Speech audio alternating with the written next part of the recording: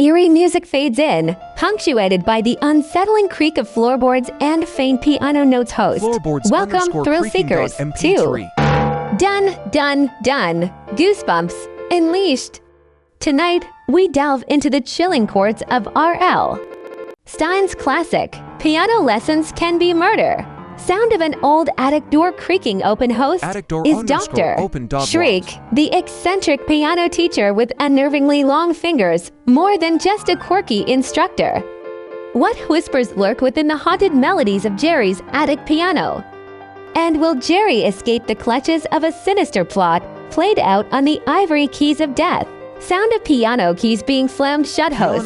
Buckle up, Goosebumps fans, because this chilling episode will leave you questioning every shadowy corner and haunting melody.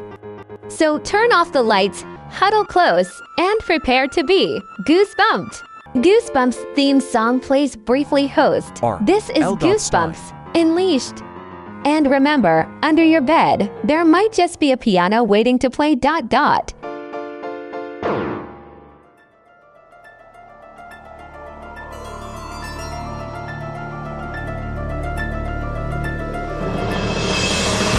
Hey everybody! Did you all like that new intro? We're testing out a new thing where we have robots do it for us. We're slowly incorporating more robot stuff into all the work that we do. You know, the future is here. Yeah. The future is now. There's no point resisting. Ha ha ha. I loved it. I, too, enjoyed it. I enjoyed it a lot. Almonds. Welcome to podcast. Finally, he is here. It is I. Hey everybody, welcome to You Can't Scare Me. I hope you're having a great day because you're about to get spooked. With me today, I have Brandon. Yo. And Mario. Hey, it's me. It's Mario, the cool ghoul who's Oh, no, hold on. Let me Hit him. Percussive violence. I keep hitting him. He's not. Everybody's pal. Okay, there we go. Hey, everybody. Guess what? We're doing a new Goosebumps episode. Do you know what it's called? What is it called? It's piano lessons. Can we murder? Yeah, that's the one. Okay. Weirdly enough, it's the one that Mario, I believe. Did you want to reveal what you thought of this book right at the top? I'll start. I hated this book. I really don't like it. I think you said that you thought it was like someone put R.L. Stine into like ChatGPT or something. This is the closest I think we've yet come to what it would look like if R.L. Stine had access to an AI to write books for him. And I think it is, in many ways, the future of Goosebumps, because Scholastic's not letting this IP die. So never. When R.L. Stine retires, they're just going to build the R.L. Stine AI, and he's going to crank out books exactly like this one. Yeah, it's I loathed it. This is horrible. Well, I wasn't so hard on it. I think that there are moments of, mostly toward the end, the beginning chapters, which weirdly enough were my recap chapters, were pretty low in terms of quality for general goosebumpsiness. I would describe the beginning chapter of this book as chapters 1 through 19 of this book. Yeah, it really does feel like this one, he's like just started writing and didn't really know where it was going, but didn't let that stop him. He's like, eventually I'll find something interesting. I'll just keep writing. But since I got a page limit and I got to turn one of these out per month, I'm going to leave it all in too. And you're going to read it, dear reader. And we've got all of the tricks of the trade, the tricks of the Goosebumps trade. We've got chapters that entirely don't matter for reasons that we will discuss. So many of those. Abundantly. We've got so many fake out scares, just absolute bullshit fake out scares. We've got wonderful pet names. It's a smorgasbord, really. A smorgasbord. I'm excited to talk about it. I just don't have positive feelings about it. But do you have positive feelings about history? You know what? I love history, Bob. Don't we all? I love but only as it pertains to movies, TV, and video games. That's all I care about. So let us engage in history in my patented, I guess it's patented, history lesson. Oh yeah. No, you mailed it to yourself, right? Yeah, I think I did, yeah. Okay, cool. Okay, so let's start talking about the movies of November 1993. This book came out in November 1993, a great month for film, featuring such classics as Look Who's Talking Now. I don't remember if that comes before or after Look Who's Talking 2. Look Who's Talking Again. Look Who's Talking this time. Revengeance. Look Who Won't Shut the Fuck Up this time. RoboCop 3, a.k.a. The Bad One. Ernest Rides Again. I think this is our first time having a Jim Varney Ernest film. This is not the Ernest film I remember or care about. It's Ernest Scared Stupid. We all know that. Yeah. That's the Ernest movie. Absolutely. I will never forget in Ernest Scare Stupid, I was watching that when I found a Charizard Pokemon card. Whoa, shit. What? Was That's it huge. was it a first edition? No, but it was a Charizard, which to a kid was more important than gold, more important than food. Oh, absolutely. I remember. Sound off in the comments if you remember where you were when you opened your first Charizard pack. I was in the mall. I don't know if I ever got one. We got 2 packs randomly, and we were in the mall, and I was opening them as we were walking back to the car, and I totally got a Charizard, and I started screaming. I was like, yes! Oh God, memories. And in my life, has anything brought me that much joy since then? I don't know. Nope. I mean, probably not. It's all been downhill from there. Not being in school anymore brings me that much joy. Oh, I guess yes. that's true. Going to college and realizing that it's not anything like high school, or any of the school experiences that I had before. That was pretty good too. Getting paid was nice. That was a good moment. Yeah, That was the first time you get paid Yes. an actual salary. Here's a weird one. Here's a weird coincidence. Mm-hmm. The Piano came out this month in 1993. What? Huh. The movie The Piano starring Harvey Keitel. I thought you meant the piano, like the concept. It's like, No, that they can't had be right. invented that already. They had that already. What they didn't have was Harvey Keitel's dong in a movie yet. And the piano. I think actually it may be in Who's That Knocking at My Door. But in any case, it is in The Piano. Harvey Keitel's dong is in The Piano. Yes, is in The Piano. Yes, I've seen that movie. It's good if you like passionate love affairs. 3 Musketeers came out this month, starring Oliver Platt, Tim Curry, Kiefer Sutherland. What a cast! Gosh, remember when they made movies like that? Yeah. They don't really do that anymore. No, they don't. They will with AI. Yes. Oh, thank Everybody in God. I think we're all on board for the AI future. Yeah. I think we're all here for this. there. Yeah, I don't want anyone to get paid anymore.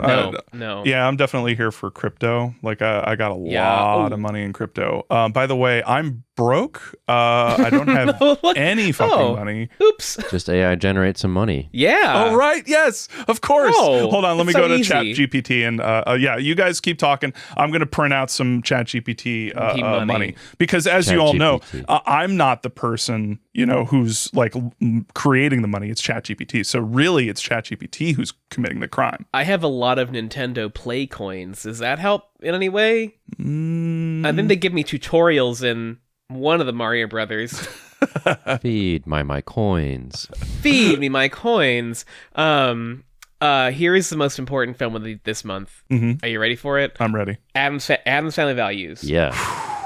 Yeah. Banger. Now that's a classic right there, friends. Folks, that's an all-timer. If you haven't recently, you should watch the Addams Family movies again, like the first 2. They rule. Oh, I watch them regularly. Yeah. I watch them at least once a year. They're good. They stand up. They are great movies. I like the first more than Values, but the Values is great. Don't get me wrong. Values has got like strong home movies energy, which I love, and the first one is an annual rewatch for me. The Values has I think maybe better joke writing than the first, but holistically I like the first one more. I don't exactly know how to explain it. Raul Julia. Debbie is standout. Raul Julia, oh my God, Angelica Houston. What a fucking Raul Julia in his second best role, excluding Overdrawn at the Memory Bank. Yes. Oh, and then his first is of course M. Bison, right? Oh yeah, of course, yes. We're all there. I think if everybody could join me in a quick moment of remembrance of Raul Julia. Mom, my nuts. Mom, my nuts. My nuts. My nuts. Oh man, what a talent! Salute. Speaking of lost talent, Mrs. Doubtfire this month. Oh yeah. I need to watch that. I haven't watched Mrs. Doubtfire in a Hello. It's good Great shit. movie. Yeah. Great movie. Stellar performance from a stellar performer, and of course Robin Williams. No, Pudgy, don't smoke. Oh yeah. Oh man, he was so good in it.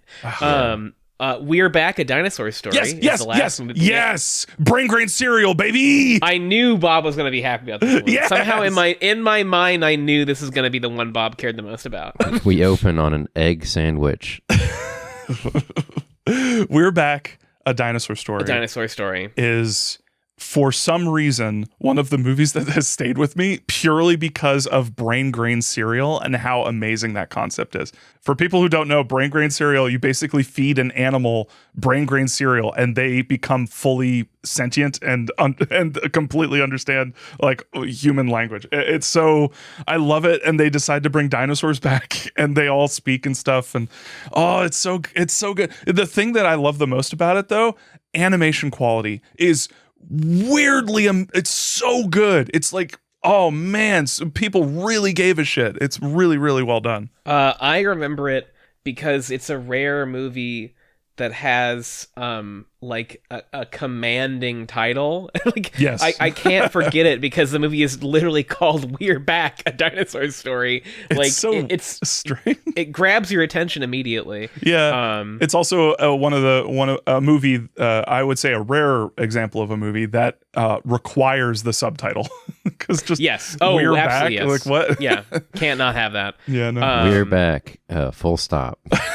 We're back. Period. Oh, it's also one of those old children's movies that wasn't afraid of scaring the fucking shit out of you. Yeah. I remember there being some very upsetting parts of that film. Yeah, and yes. Particularly, I remember a couple of shots in it pretty clearly. I remember the egg sandwich at the beginning when the kid is like floating into the city. I remember the dinosaurs losing their sentience at some point. Yes, so they can be put in a zoo. And I think like it's in a dark circus tent or something. There is a circus tent part, yeah, shot for with sure. like exaggerated, scary lighting. Pretty cool. Very. The circus tent is what I remember specifically. Mm-hmm. Let's talk about TV. Okay. Here are some events on TV. All right. This is what Wikipedia told me was important for the events of November 1983. Right. WB-TV was formed. Okay. So that was though eventually we'll get Kids WB out of that. That's kind of exciting. Yeah. The next most important event, according to Wikipedia, the Rugrats episode Angelica Breaks a Leg airs. Which one was that? Don't remember. I guess it's the one where she breaks a leg.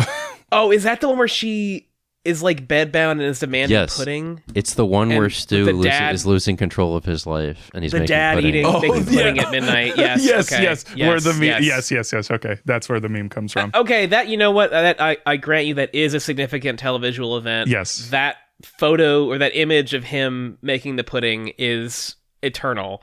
Britney Spears, Justin Timberlake, and Christina Aguilera joined the Mickey Mouse Club in November of 93. So that has set the course of human history for a period of time. Food Network debuted, which means that people could finally watch Iron Chef, which is good. Cartoon Network's first original program aired, The Moxie Show. I don't know anything about that. Huh. I know that there is a dog named Moxie on it, and they showed cartoons with like Moxie doing like interstitial bits, but like I don't remember that. More importantly, let's talk about shows that premiered. The Nanny premiered this month in 93. Let us fucking go. Let us. A classic show. I watched it all the time. I watched it religiously with my mother. Fran Drescher, incredible performer. National fucking treasure. Yeah, a treasure. Here's a fun one. The show How to Boil Water aired on the Food Network. That's really good. Oh, fuck. It was hosted by Emeril. I I'm hoping that that's just Emerald staring straight at the camera with a smile, and it like very slowly fades between his face and a shot of a pot on a stove. Here's the thing: I will not disabuse you of that notion. I won't. I will not remove. I will not break the spell that image holds on you. And he occasionally like nods, like enthusiastically, encouragingly. We need like a sister show on like the Home Improvement Network or something where it's just like watching paint dry or something along those lines. Yes. The Adventures of Pete and Pete premiered. Hey, so smiling good. strange, see you looking happily deranged. We settled to shoot, man. Was it a great show? When was Salute Your Shorts? Is that? I think we talked about. Did we already talk that. about Salute Your Shorts? I think I it feel like already we did. premiered. Yes, I think it Okay. already premiered. All right. Pete and Pete defined Yes. a generation. Yes. I think. I mean, like ingrained in my brain is Pete and Pete. I think about Artie, the strongest man in the world, all the time.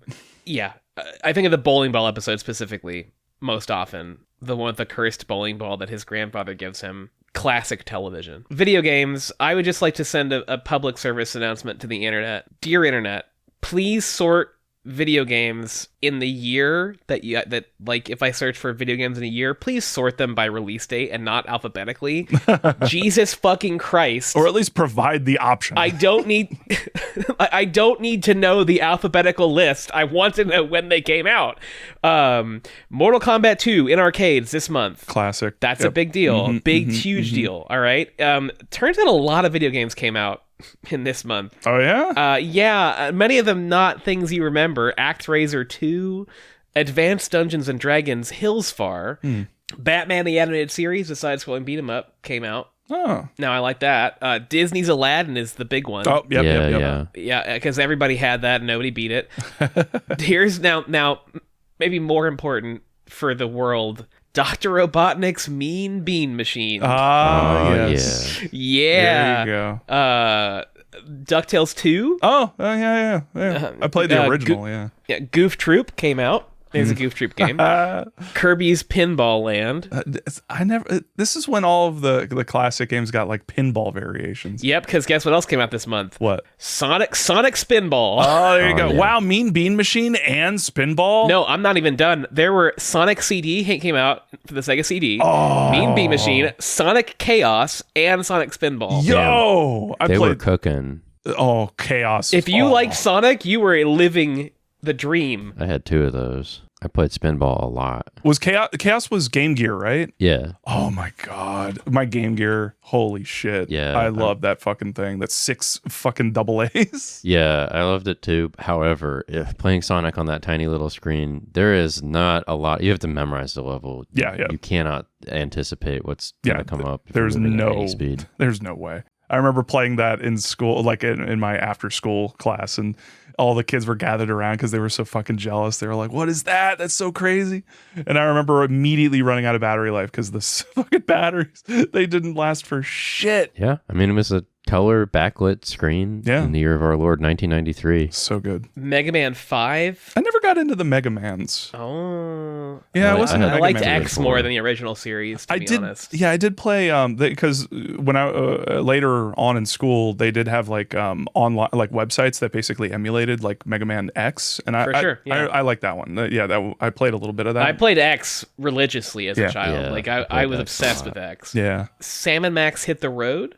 Big for adventure games, I guess. I mean, like I know Sam and Max, but I didn't play them that much. So I wasn't allowed because they were considered ungodly. adult. I mean, it is a talking dog and a talking rabbit. It is God true. wouldn't make that. God wouldn't make That's Satan's that. work. Apparently, my parents thought it was too similar to Beavis and Butthead, which I was never allowed I to. feel like it's not similar at all.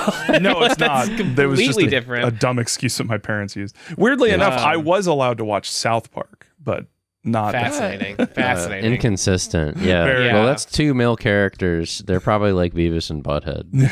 Super Bomberman came out, Oof. and there was also a Wayne's World game What? that came out at this time. Yeah. I never heard of that. Also, pretty wild. It's weird to think this game series has been going that long. Ys 4, I think is how you say it. YS, the RPG series. YS. Yeast. Yeah. Ys.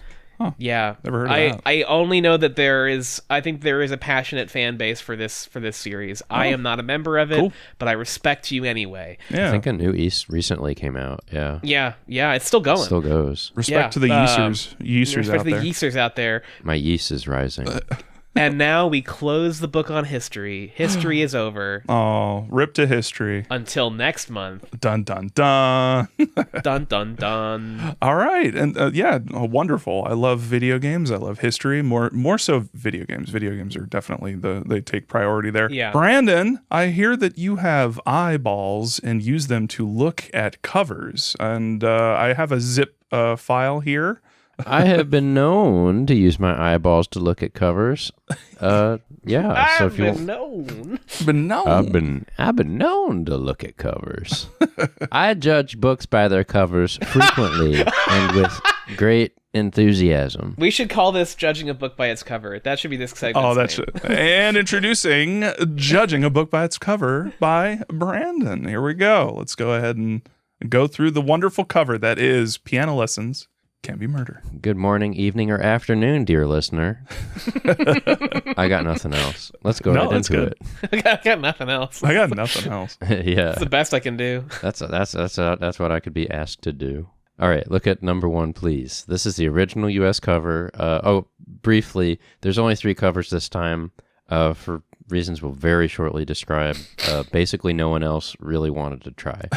Yeah, I think everyone kind of said, nah. Nah, we're good. We're good, actually. You pretty much got it. So the lettering has a teal background with mauve lettering. The Jacobus original art has a bright red background towards the top that transitions to a dark red background towards the bottom. In the foreground, disembodied hands play a piano that is twisted as though semicircular. It looks really cool. It's nice and abstract. It's very clear. Yeah. This showed up on little pogs, I think. And Yeah, I remember this cover for sure. Yeah. Oh, I was going to say, I do think that Jacobus is already kind of also phoning it in on this one, because it's it's just like hands, piano, and nothing else. We didn't put anything in the background. Yeah. Just hands and piano. I mean, it does help the hands stand out better. It does. They pop. Yeah. I think the clarity is good. Oh, I should mention that, like, while the top right of the piano and the hands are in warm lighting, there's a eerie blue glow coming from below them to the left. True. Yeah. It stands out pretty good. I think, like, sometimes a good, striking, simple cover is a good idea. And I think the piano looks pretty good. I think it's readable. I just think there's a lot of empty space on it. Yeah. There's like, a ton. And I think the main problem is that it's just, I don't know, as a kid, I'm not interested. It's like, floating hands, a piano. It's just the. It's a fairly abstract concept to like convey in a cover and like get kids hooked into it. Yeah, and considering other previous Jacobus covers, kind of spoilery. Very, very considering. Yeah, Yeah, we'll get into it. But I don't think that like a person would look at this and be able to get where it's going. The murder part is missing from this cover. Yeah, it's just piano lessons. Like, this looks like abstract, the concept of a person playing piano. And the worst part is the subtitle. I was just gonna say. The subtitle is "Play It Again, Hands." Yeah. This kid's book really has the gall to make a lame pun / reference to a movie that came out in 1942. Like, Yeah. no kids knew what Casablanca was in 1993. It's a pretty. I think that the art is striking and eye-catching, but it's a little boring. I think it's as good as you could make it for this book. yeah, definitely good use. That's what I think. Definitely good use of the red. Like I think we need a Terminator head in the background. Oh yeah. Oh, I'd love that. I'd love that actually. Will be Speaking of which, provided by the UK cover. Let's look at the UK cover. We're gonna make that joke every time. Every time. The UK. So nobody does it like the UK. Here we have the gloopy trouble fluid font with brown interior and yellow exterior lettering on the word goosebumps. The traditional UK background slime goo is pink and blue. Emerging from the slime is a happy old mustachioed man with one Terminator eye, flanked on either side by 2 blue robotic hands with doll joints. They were swinging for the fences with this one, and I think it's actually one of the better UK covers, or like the illustration's good. I kind of like it. It's definitely eye-catching. Yeah, it's like, whoa. Yeah. I also like the cotton candy goopy background. I think the background looks delicious. Yeah. Is that weird to say? I want to eat the background of this cover. Yeah, it's very Tide Poddy. Like, it'll probably kill you, but it looks delicious. It's like when you watch people make the ASMR slime stuff, and you look at it, you're like, I would eat that. I would just eat every one of these. I wish, why aren't these edible? So this covers this is a total non sequitur if you're looking at it. You're like, okay, Goosebumps. Yes. Piano lessons can be murder. Old man Terminator with robot doll hands. Which, on the other hand, that does capture the feeling of reading this book pretty well. It's accurate, but it will give you brain bubbles to look at this cover. None of this goes together. His expression is also, I can't describe it. Like, it's He's very happy. It's uncanny. It's an uncanny, unsettling jovial expression. Yeah. He's purely happy.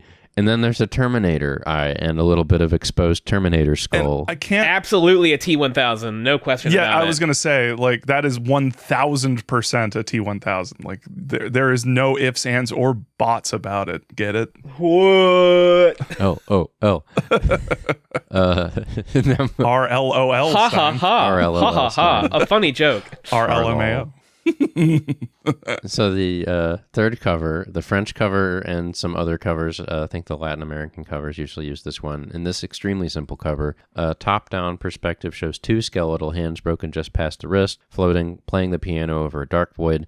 Very simple. The skeletal hands look kind of nice, but otherwise it's kind of boring. They did the work. They put the bones and the hands in there. They did the work, Yeah. Like, I don't know. It's too simple. It's too like. I honestly, of these three, I'll take the Jacobus original. Yeah. Like, I think the Jacobus is better than this. Yeah. I think the angle is boring. Like the flat over the just top down view is really boring. And also I like them way more as flesh covered hands than I do skeletal hands, which is a rarity for me. I would usually prefer a skeleton, but like it's that thing, those thing vibes we love. It's weirder. It's weirder that they're just disembodied flesh hands. I mean, honestly, part of me loves the UK cover the most. I think the UK cover is like the most interesting, certainly. Like, I can't look away from it. I'm entranced by it. Like, it is very eye-catching, and it's of all of the covers, I think I would want to eat this one the most. I agree. Yes, totally. Yes. Yeah. I would put this in my Tide Pod salad. It looks like cotton candy bubblegum. It looks like cotton candy bubblegum. Yes. Oh, you just reminded me of a Big League Chew for some reason. Oh my god, dude. Oh, God. Do you know how much Big League Chew I ate in my life? Probably a lot. Wait. Swallowed. Favorite flavor? Green apple. Oh yeah. I used to buy that in high school. I used to buy that before every football game when I was a sports medicine person. I would just be sitting there loading handfuls of Big League Chew. Oh my god. I was Big League Chewing. I had like 4 bags of it ready to go. Like, the best part of Big League Chew is that you chew it for like 4 or 5 chews and then you just swallow it because it's like it's just god. Yep. Anyway, amazing. It's like zebra gum. It has like a Fruit Stripe. Fruit Stripe. Oh, Fruit Stripe was weird though because it had like the opposite problem where I would just keep chewing it and then it would turn into this like powder material, silly putty in my mouth, and it's like for some reason Big League Chew was just swallowable. I for sure swallowed Big League Chew, no question about it. I was in high school swallowing Big League Chew. No, delicious. Which ironically you should not do with actual dip, so it's really teaching kids a bad lesson. Exactly. Oh, putting Big League Chew in your gum, like. Oh yeah, man. That's how you looked cool. That's how you looked cool out there. And you spitting, like getting the spit going on. Of course you didn't spit. It tastes good. Like, you're not spitting that out. Instead of spitting, you just swallow it. The exact opposite effect you're supposed to have. Oh God, you reminded me of all the MS23K episodes now because there was the one with what was his name, the creature of Boggy Swamp, I think it was. Yes, yep. And the one where the legend of Bobby. The legend, where Boggy Creek, and then the one girl puts the chew in her lip and she gets really sick. Oh man. Yeah. Ooh. Anyway, Brandon. Yes. Is that it for a cover discussion? Indeed it is. There were only 3.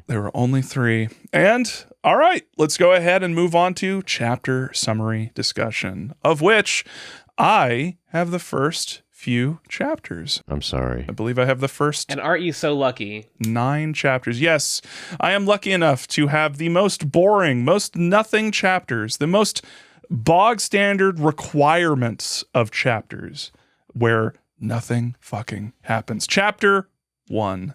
R.L. Stine wastes no time letting us know the protagonist of this book is 1, 12 years old, and 2, an asshole. Yes. Meet Jerry, a kid who, upon exploring his brand new home a la Welcome to Deadhouse, decides to play a practical joke on his ever-beleaguered parents by bundling up some dust to look like mice in the new family room and screaming at the top of his lungs after his mom looked like she was, quote, going to drop her teeth, and his father, tired and red-faced from beating the shit out of nothing. The best part of the book happens. The family has a cat, and her name is Bonkers. Jerry wastes no time solidifying his shithead status by complaining about Bonkers' existence, up to and including criticizing her barfing in the car on the family's trip over. Quote, whoever's heard of a cat who gets car sick? A lot of people, Jerry. Yeah, a lot of them. Because it's a pretty common thing. I looked it up. It is a common thing. I've had cats barf in the car on trips. It happens. Dude. I'd say more cats than not. I would say that, yes. sick. Yes, I would say that as well. Jerry doesn't know shit about cat barf. He hates this cat, by the way. Can I say he fucking despises this cat? Oh, Mario, we will get to it. He, I've never seen someone hate a cat more than this. Look, I'll talk about it later, but yes, this topic will come up again. So Jerry starts exploring the rest of the house and begins planning a Nintendo room, which is fucking sick. I think we can all agree on that. Yes. Oh, I was right there with you. Everyone should have a Nintendo room. When the second best part of this book happens, Jerry begins to reminisce about his friend from his old neighborhood, Sean. Quote, Mom and Dad don't like him too much because he's kind of noisy and he likes to burp real loud. Spoiler, Sean will not be in this book, and the book is worse for it. We all, though, had that friend that our parents didn't like. Oh, yes, I was that friend for my friends. He's so cool, he can fart on command. And my mom's like, he needs to get the fuck out of my house. For me, it was, I was really strong friends with my, with an old, not an old, but old as in this happened a long time ago, with a family of Mormons. And they were very strict, but me and my friend, we would just like hang out and do also, have a bunch of fun. He would come over to my place and play video games and stuff, and then I went over to his place to play video games and stay the night. I was kicked out at midnight for being too loud. His dad came downstairs and was like, "You're out, you're gone." And wow, they moved shortly thereafter. That was awful. Wow. Yeah, my dad had to come and pick me up. That's awful. A lot. That's a lot. No, his parents sucked. Anyway, he was cool though. Him and his family. He had one of those large families. But anyway, Jerry and his father find a stairway to their attic where they discover an old piano. Neat. Later that night, nothing further. Nothing further. I could have summarized so many of these chapters with a single sentence, but later that night, Jerry's having trouble getting to sleep because apparently his old bedroom was insanely small. He mentions a closet in the new house was as big as his old room. So now his new room is too big and weird. And oh shit, is that piano music? Must be one of those self-playing pianos Jerry thinks as he nods off to sleep. Just kidding. The piano's probably haunted or something. Jerry thinks to himself, maybe it's Bonkers, as he remembers how his cat had won the Gilmore Artist Award, along with several other prestigious piano awards I'm too lazy to look up right now. The chapter ends as Jerry makes his way into the hallway, asking, who's up there? Questions, comments, concerns about chapter 1. I'm concerned. I love the first sentence of this chapter. Yes. Which is, I thought I was going to hate moving into a new house, period. But actually, I had fun. And it's like, all right, end of story. That's it. All right, period on that. Next chapter. I also can't. Every time they mention Bonkers, the cat, I think of the cartoon show Bonkers. Are you fucking kidding me? Of course. I just hear like Bonker is totally nuts. Totally fucking insane. Someone's stealing the show. Hey, see, you gotta go. Oh no. Oh god, I just remember that freaky looking. Yeah, the Bonkers was like orange, like kind of a cheetah looking thing. Yes. Yeah. Little Chester Cheetah. Yeah. Chester Cheetah. Yes. Every time I see Chester Cheetah, I think of There's like a part of my brain that's dedicated to Bonkers. I don't even know why, but yes. Yeah. I like. Oh god, it's like the Mask animated show for some reason. Yes. I don't know. I wonder if it was the same animation team and Freakazoid. Freaky. Anyway, chapter 2.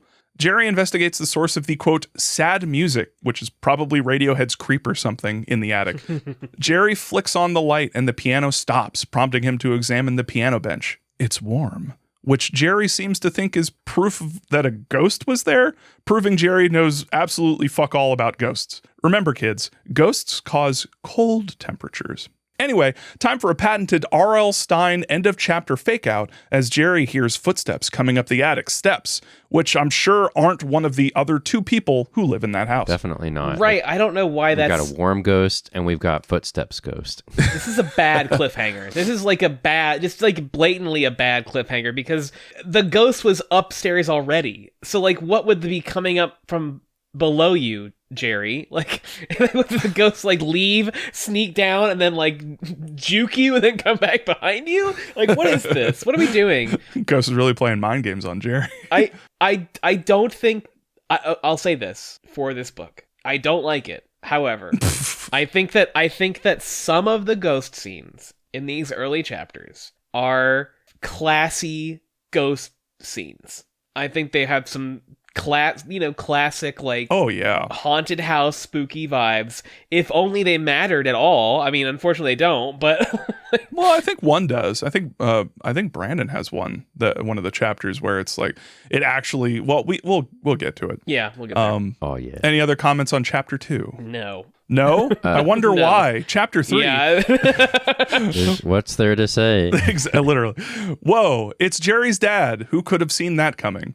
When Jerry tells him about undead Tom York playing their attic piano, he gets reasonably tired of Jerry's shit and tells him to go to sleep. They discuss bringing the piano downstairs due to Jerry's interest in it, which causes Jerry to climb into bed with a head full of fantasies about him becoming one of those weird people with an unhealthy amount of synthesizers plugged into their computer. Jerry drifts to sleep as the piano starts back up. Kind of a cool end. Yeah, it's okay. This isn't, again, if this were a haunted house story, I would say this is a pretty decent start. The bones are there, which makes it even stranger where it goes. I see what you did there. Yeah. The bone. It's got good bones, I don't think there are bones in this, actually. Anyway. No. It's pretty stretchy. Yeah. I think that it's, I mean, I guess it's nice that Jerry, like, wants to play music, you know? Well, like does he? Like, I think it's he kind of he's showing an interest in it, but I think that his parents are like picking up the wrong like vibe from that. Like, oh, he seems to be talking about the piano an awful lot. Maybe he's interested in it, but really he's interested in it because it's fucking haunted and shit keeps happening, and then some PTSD happens later that we'll talk about. Well, I mean, he does say piano lessons might be fun. I thought, which again, all right. Yeah, he mentions wanting to be like a rock and roll star or something. Yeah. He wants to play rock and roll piano. I gotta say right now, right at the bat, the least realistic part of this book, they are all concerning the relationship between Jerry, his parents, and the concept of piano lessons. No child of any age has ever been like, yeah, I want to take piano lessons for sure. Like, I'd love to do that. That sounds really fun. I'd like more school for me. More school for me, please. Homework. Please give it to me. I want more. Chapter 4. The next morning, Jerry wakes up and convinces himself it was the wind playing the sad music last night. Sure, Jerry. He also informs us that his, quote, cat clock with the moving tail and eyes wasn't unpacked yet, which I'm just going to assume isn't a Garfield clock because Jerry doesn't seem cool enough for that. No, it's probably Felix the cat. Yeah. What he is cool enough for is playing yet another prank on his parents by hiding in a large carton, waiting for his dad to come to the kitchen and jumping out at him, causing him to drop a kettle on his foot. He sucks. I fucking hate this kid. He's a bad kid. Hey, Jerry, you're a bad kid. He just seems like a poor man's whatever the kid's name was from The Girl Who Cried Monster. A poor man's child. Yes. Yeah. Like The Girl Who Cried Monster was interesting. Yeah. and then there's Jerry, and it's like, oh. Yeah, and okay. it also has the more obvious element of The Girl Who Cried Monster has the more obvious element of like, hey, maybe I shouldn't constantly play pranks because when things get serious, no one will believe me. Right. Whereas this is just like there's no real like nope. His parents sometimes don't believe him when they need to, but that's not the thrust of the book. Like that's not that is not the lesson here, if there is one. Yeah. Jeremy is the consequence of R.L. Stine struggling to come up with another archetype for a kid to fit in with a little bit of moralism thrown in. Mm-hmm. And it doesn't really go anywhere because none of the pranks really go anywhere. The parents don't seem especially miffed after they're freaked out. Yeah. Although a theme of the book is nobody really listening to Jeremy, but we will approach that with speed. That we will. Apparently, Jerry's dad's face looked like, quote, he was going to drop his teeth, an expression Jerry enjoys a little bit too much at this point. He's used it a few too many times. And he'll keep using it. He'll use it again. And you'll think that there's something to it, but there absolutely isn't. So, no. As Jerry's mom attempts to reason with Jerry and get him to stop nearly killing her and his father, Jerry thinks to himself, quote, they complain a lot, but they're used to my twisted sense of humor.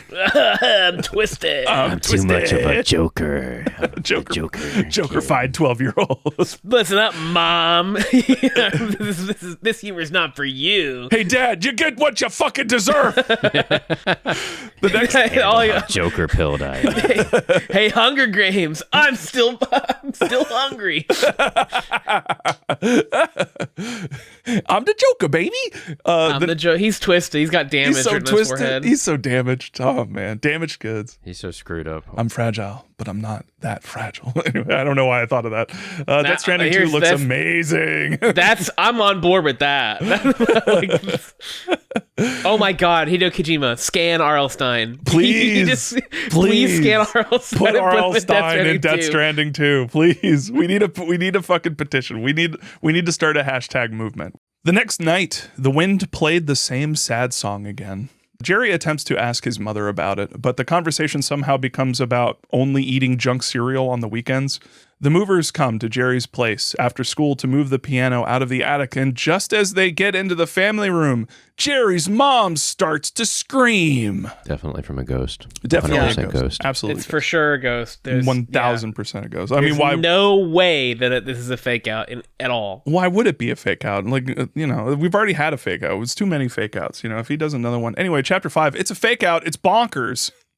Bonkers is about to be crushed by the piano, but darts out of the way just in time. Jerry thinks to himself, too bad. That dumb cat almost got what it deserved. What the fuck, Jerry? And now we have to consider whether Jerry will grow up to be a serial killer or not.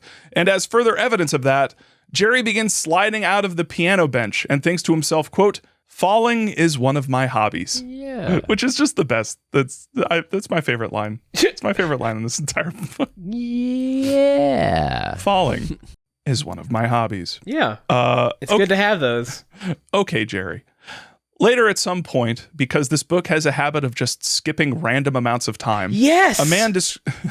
It's true. A man described as fat and kind of looking like Santa Claus shows up at Jerry's place. Meet Dr. Shriek, Jerry's new piano teacher. After some pleasantries, Dr. Shriek becomes infatuated with Jerry's hands. Excellent hands, Dr. Shriek says. Excellent hands, he says again. And as Shriek leaves, he continues staring at Jerry's hands, whispering to himself, excellent, excellent. Jerry thought it was weird, but, quote, of course I didn't know how weird. Chapter ends. Wonderful digits. The amount of times, if you drink every time a person says hands in this book, you will die. You'll die. I think you'll die within the first half of it. Yeah, I also super appreciate that Dr. Shriek is fat. We'll get that again. We'll get that again because they want to reiterate that he is fat. For the record, he is fat. The book seems to pull more punches than usual when describing a fat character, and there's reasons for that in the story, I think, but we'll eventually talk about it. Yes, it just basically says that he has a big belly and takes up the entire piano bench or whatever. It's not cruel, but it is a notable thing about this guy, that this is just what we're doing, I guess. Also, yeah, man, the like time skipping in this book is ridiculous. Yes. It's because they're skipping between a bunch of stuff that doesn't really matter. Doesn't matter. Yeah. Absolutely not. Okay, and for this next part, this is the beginning of chapter 6. I am going to share my screen and my audio because I wanted you to hear this because I loved it and it made me laugh way too much. When we started planning this episode, Mario sent me sent both Brandon and I a YouTube video, text to speech. I am assuming because he was mocking me for using text to speech the last time, but little did he know. I actually used this to watch this episode. It was because it sounded so bad. It is exceptionally bad, and it would read any capitalized letters, any capitalized word as the letters. So became HUH. But my favorite part about this is this part in chapter 6, because chapter 6 starts off with, if I remember correctly, it's the scales. It's like C, D, E, F, G, A, B, C. Yes. So here is what that sounded like. I wondered, why does he like them so much? It was weird. Definitely weird. But of course I didn't know how weird. Chapter 6. Diff Gab.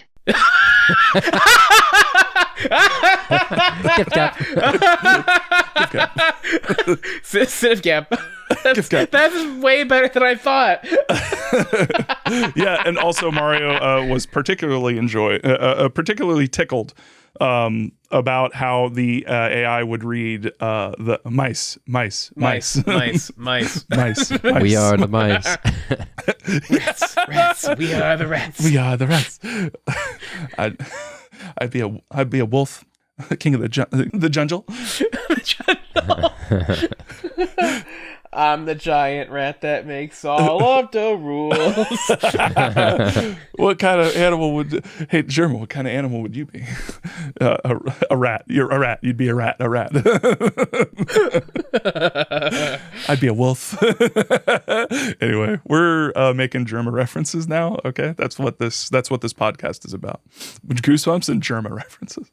Jerry hears the sad piano music again and goes to investigate the attic again, and the chapter ends in a fake-out jump scare again as something shrieks and attacks Jerry. So that was my best attempt at ending an entire chapter with one sentence. The chapter summary with one sentence. That pretty much sums it up. That's, yep. Yeah. Retreading familiar territory at this point, Stein. Better than this chapter deserves. It doesn't deserve much. Chapter 7. For the second time in this book so far, the source of a fake-out jump scare is Bonkers the cat, which at this point just feels like anti-cat propaganda. Jerry tries to convince his parents he really heard the piano playing music, but they don't believe him because he sucks. The book time skips again, and now Jerry's at his new school where he meets Kim Lee Chin, a classmate with a sense of smell so terrible she let an apple rot in her locker without noticing. The two strike up a conversation and we learn Kim's taking violin lessons. Jerry mentions he's starting piano lessons with Dr. Shriek, causing Kim to say, "Oh," and immediately run away. Bye, Kim. You might think that Kim will matter. You would be wrong. She will not. She comes up later, but... You might think that anything that happens in the first third of the book matters. And a couple of things do. At least 10 sentences. Mm-hmm. I love that he is like... That Bonkers the cat, who I will remind everyone is a cat. Yes. Hits Jerry so hard that he collapses. Yeah. He literally falls over. This cat, quote unquote, shoved him. Yes. Knocks his ass to the ground, which honestly good for Bonkers. Yeah, yes. 10-ton cat. 10-ton cat. I mean, I would also be afraid of my apparently a gigantic cat that weighs as much as a dwarf star, apparently. Oh, Christ. Chapter 8, another random time skip. After a couple of mentions of excellent hands as Dr. Shriek teaches Jerry more piano stuff, Shriek commands Jerry's hands to play faster, and they obey. As Jerry protests, Shriek commands Jerry's hands to play even faster. "No, stop! Please, stop playing!" Jerry commands his hands that are in pain at this point, but they don't listen. they only listen to Shriek now, who commands them to play even faster. Chapter 9. Oh, what's that? You thought the book was getting interesting all of a sudden? Well, fuck you. It was all a dream. Jerry just didn't realize he fell asleep on his hands, which is why they are in pain now. Vile. This is all somehow Bonker's fault, probably. Yeah. But wait, what's this? More sad piano music coming from the family room. Jerry investigates in what is possibly the most padded chapter of Goosebumps I've ever seen, as Jerry, in a series of short sentences, tiptoes to the piano, peeks over the banister, hears the music get louder, tiptoes some more, hears the piano some more, tiptoes some more, peeks some more, tiptoes some more, thinks about who's playing, tiptoes, peeks, tiptoes, and bam, he sees it. An actual, real, honest-to-God ghost. And I'm out. Reprehensible. This is what I mean. That chapter. Yeah, when I say that this book reminds me of Curse of the Mummy's Tomb, this is what I mean. Just like chapter after chapter in which nothing happens. Miserably stretching out the barest, meagerest material. It's like the book should have fucking started with chapter 8, where he dreams about his piano teacher making his hands play for them. You know, like, if that were the first chapter of this book, it would be a fine opening. Right. Right? Like, oh, he has a dream about his piano teacher who's weird and, like, he's afraid of him, right? Yeah, because it also sets things up. It's like, right. You know, it's relevant to the plot. Like, yeah, and it could set up false expectations or accurate ones. You know, just it depends on how Stein plays with it. But yeah, no. It also feels like totally out of place here, because to this point, while Shriek has talked about his hands, he's only been in one chapter and hasn't done anything. So like, why is he now dreaming about the hands thing and the piano lessons thing when there's a literal ghost in his house? Like, this is 100% the consequence of the way that these things are produced. So, yeah. Like, it definitely was that page 1 is where R.L. Stein actually started writing. And rather than cut out 8 chapters of quote-unquote work, he has, like, a monthly deadline, a really unreasonable deadline, even for a kid's book. And so he's like, I just have to leave all this crap in. And it feels like it. Yeah. He definitely, I mean, according to the wiki, he came up with this title because he originally wanted to do a story about guitar lessons being murder. But, like, Scholastic says no one plays guitar, so you have to do piano, which, fair enough. What? I mean, I do think piano lessons are a more universal thing for kids than guitar lessons. Like, I took piano lessons, and I know a lot of people took piano lessons. Like, it's like just a thing that you do as a kid. They also lend themselves more to, like, the goosebumpsness, because guitar isn't, like, haunted guitar. I like the idea of a haunted guitar, but well, so did R.L. Stein. He reused the idea for a short story in Tales to Give You Goosebumps. Oh, well, there you go. So he just did it again, apparently. So you hear a distant, sad riff in the attic. While My Guitar Gently Weeps is playing in the attic. Yeah, Dad's old Fender is playing itself on its stand. Actually, I'm into that. I'm just imagining the fucking... Dun, dun, dun, dun. Fucking yes. The thing is, the roundabout play. It's like the thing is, like, I actually can see an interesting story about a haunted guitar. Yeah. I don't think you have to punch that up that much. Like, no. I think that, like, the idea of, like, a haunted rock and roll ghost is honestly a pretty compelling Goosebumps plot line, and one that you wouldn't have, that, like, would fit with the Goosebumps vibe. Like, I'm imagining the marketability of a rock and roll ghost, and it's pretty high. Yeah. You could put him on a pog or something and people would buy it. Although I do think the haunted rock and roll ghost would definitely not be a spooky, sad ghost like this. It would be one that still thinks he's alive and is in the house. It would be a different story, and I think that, like, once he was told he couldn't do guitars, R.L. Stein wrote the piano story, and he was like, okay, all right, ghost piano, sad ghost at piano, ghost playing sad song at piano, and he got really bored with it. Yeah. Like, it just wasn't hitting for him. I just don't think he cared about this at all. And then he, at some point, watched the movie The 5,000 Fingers of Dr. T, and said, or Dr. Z? 5,000 Fingers of Dr. T. Yeah, okay. Yeah, T. He at some point watched that, or thought about it, and then said, oh, I'll just do that. Yeah. I'll do that instead. Evidenced by the preview chapters from Be Careful What You Wish For Piano Lessons Can Be Murder. They actually start at page 8. So it's like they're just like, let's get to the interesting shit. Let's just skip this shit. Yeah, it just I don't like it. Anyway, take it away, Brandon. Yeah, I've got a synopsis infection. Oh no. All right. That was awful. Terrible. That's it. Fuck. Oh no, Brandon's turning into R.L. Stein. I'm getting Stein-pilled. I don't know what he sounds like. I presume in my mind he sounds like Ben Stein. He sounds. He sounds like this. Hello, I'm R.L. Stein. I write the Goosebumps books. You got to bring it way down, dude. Hello, I'm R.L. Stein. I'm R.L. Stein. Hello. After investigating the piano music. Oh, he's a little bit more brisk than that. He's excited in the audiobooks. Hello. He's like, when Carly Beth puts on the haunted mask. Carly Beth. Hello, I'm R.L. Stein. Oh, God. Is there like an AI? Hi. Hey, you. Hey, I'm R.L. Stein. Hey, how's it going? I need to find an AI version of R.L. Stein, like a voice generator. Carl Stein. All right, chapter 10. After investigating the piano music for the 4th time, Jeremy is finally, maybe, going to see something. Pale gray mist rises from the piano and begins to take shape. A woman comes into view. A woman with long, wavy hair, a short-sleeved top, and a long skirt. She has wavy, loose, shoulder-length hair. Her eyes are closed in concentration, and she wears a sad smile. Jeremy thinks she's kind of pretty. Mildly hot ghost alert. Maybe a 6 on the Slimer at a Patrick Swayze ghost hotness spectrum. I'm sure our savvy listeners don't need to be told that on that scale, Slimer is the 10. Of course not. Oh, yeah. Yeah. We all know. Slimer. Oh, yeah. One for the history books, the history of hotness, Slimer. Jeremy asks, "Who are you and what are you doing here?" The ghost stops playing and drops her smile. She stares at Jeremy, who repeats his question. The ghost says, "This is my house." Her voice is a dry whisper, as dry as dead leaves, as dry as death, like how ghosts are dead.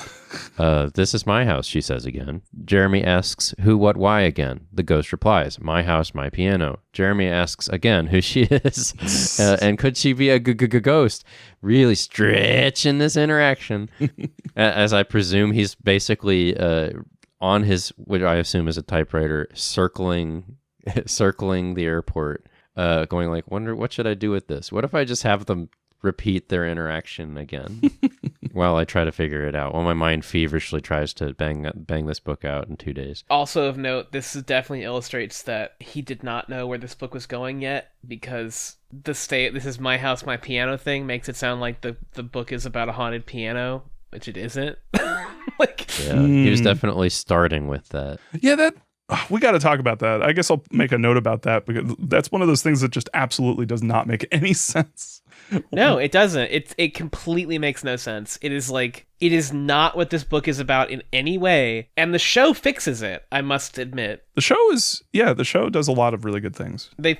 Not all of them good, but it does some, and this is one of them. It fixes this point, but I was thinking we were getting like an August Derleth thing where like we were going to be witnessing the playing out of a crime or something. Yeah. Yeah. Or that the ghost was a victim of one of those dreadful Italian poisoners, but alas, not alas, I think the robots are more interesting, but alas, there will be none of the dreadful art of the Italian poisoners. The Italian poisoners. But anyway, the best part of the book is now. The ghost's eyes close, her cheeks droop, and she begins to melt away like cookie batter or like soft clay. Yes. Her hair falls off in thick clumps, revealing a gray skull. As she skeletonizes, her gray eyes remain bulging in the open sockets of her skull, staring at Jeremy. This is a proper ghost. That kicks ass. That scene kicks. Full credit where it's due. That scene kicks ass. Yes, it reminded me of Welcome to Dead House, like when they actual hit their skin. Yeah, that was a fake out, but here I wouldn't say that was a fake out as much as it was like kind of a premonition type thing. Like Yeah. But here, no, that's just a fucking ghost. Like, this is a fucking ghost. Like, this is legit. Like, this is amazing. I wish it mattered, but it's very cool. Yeah, I'm here for this. Oh, it matters in that it gives good old Jerry some fucking PTSD. Yes. It should. We all get a little bit of that from childhood, but most of us don't get it from a cool ghost. Can you imagine telling your friends that? Yeah, I saw a fucking ghost. No, Yeah, let me describe it. its fucking hair fell off in clumps and shit. Her eyeballs were still in her sockets, which rules, Evil Dead 2 poster style. Hell yeah. Yeah. Yeah. Stay away from my piano, she rasps. I'm warning you. Stay away. Circling still. Jeremy tries to back away, but he was so hecked up by the skeletonization, he falls on his knees. He was shaking too hard to do anything. What a bitch. The ghost repeats the warning to stay away from her piano. Jeremy tries to cry for his parents, but can't manage more than a whisper. But then he rises to his feet. The ghost says again, with convincing force, "This is my house, my piano, stay away!" Jeremy finally manages to scream for his parents. He hears them bumping their way into the piano room. Dad appears first. Jeremy grabs him by the shoulders and points in the direction of the piano. "Dad, look, it's a ghost that will definitely still be visible at the beginning of the next chapter." Can we talk about something real quick? Yeah. I thought, because of all the pranks, that this, because I'd never read this one before. Of course you didn't. No one did. Like, literally, who did? But did anyone else think that by the end it would be revealed that the parents were playing an extremely elaborate prank? Yes. Yeah, okay. Yes. Because I also thought that. I thought there was a chance of it, yeah. Yeah, because I thought it was suspicious here when like the dad is told is said to be like coming in first. Like maybe the mom was able to like do some crazy like. They were having breakfast in one of your chapters, and like they wouldn't talk about the piano. Yeah. For whatever reason, and I thought that was foreshadowing that they knew about it or something. Yeah, I thought that all the work that they were doing was and that they continued to do wasn't like new house stuff. It was actually them like pranking their son like extremely elaborately. Yeah. In my mind, this would their pranks on Jeremy would become more and more elaborate, and finally he would be so freaked out they would have to move the piano back into the attic, and they would stage this as a time to drop the piano on Jeremy, killing him. And the final chapter would be them like toasting and talking about how great it is that they don't have a kid anymore. Oh, I just got an idea for a Goosebumps book about parents who are revealed at the end, about a book where a kid is basically, it has parents who keep trying to kill him, like constantly over and over. And then at the end, it's revealed that his parents are like ghosts and shit. And they're trying to like bring him into the family by killing him. Working title: Piano Lessons Can Be Your Parents Trying to Murder You. Parents can be murder. Ghost dad. Wait. Hold on. Wait, hold on. The Happening. Wait, hold on.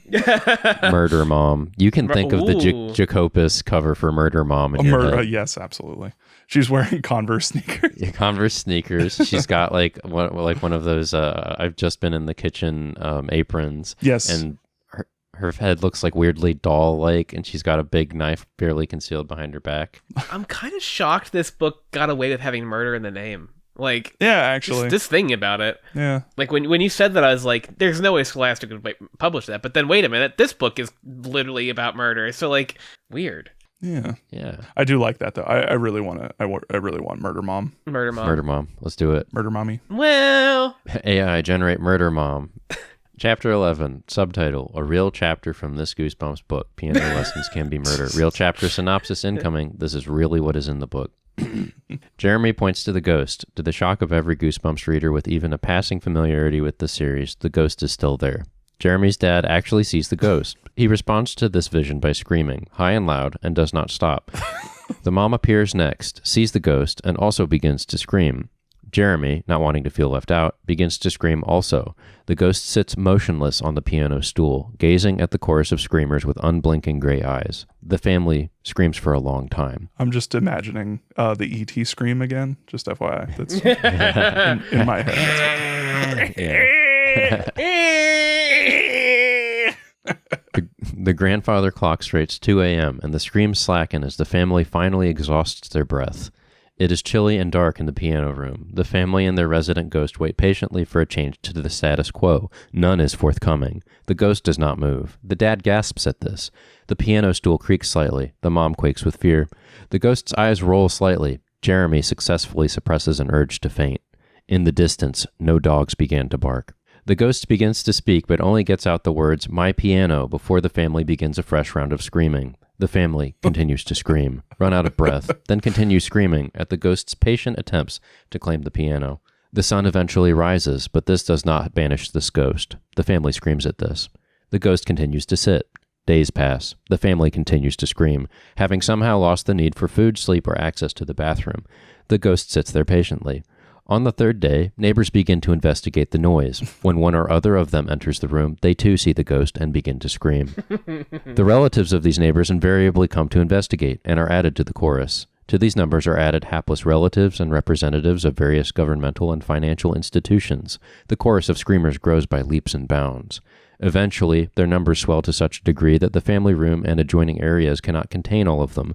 The growing crowd spills out of the house until finally the outer periphery cannot actually get close enough to see why everyone is screaming. A local TV crew fixes a camera to a long pole and extends it over the heads of the screamers to see what they're screaming at. This is, of course, the worst possible idea.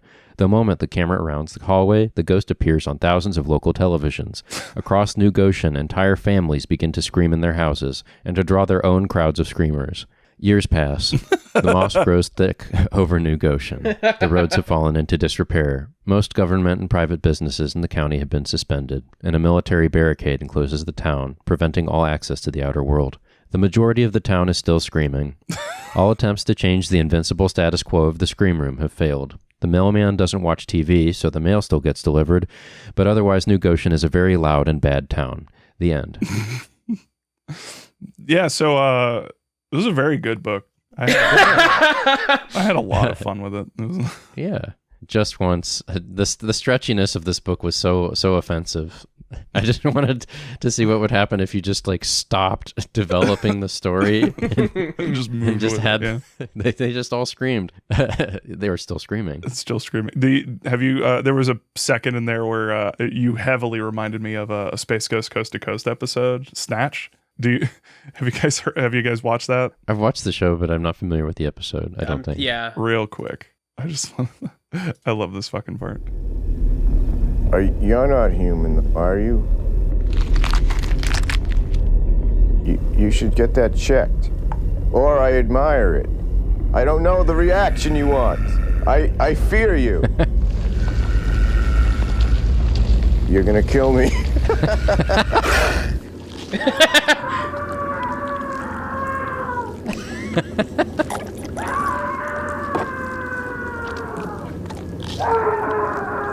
Those library screams. Yeah.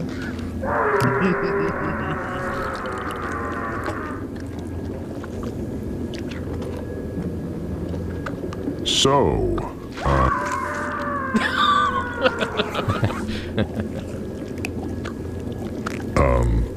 see,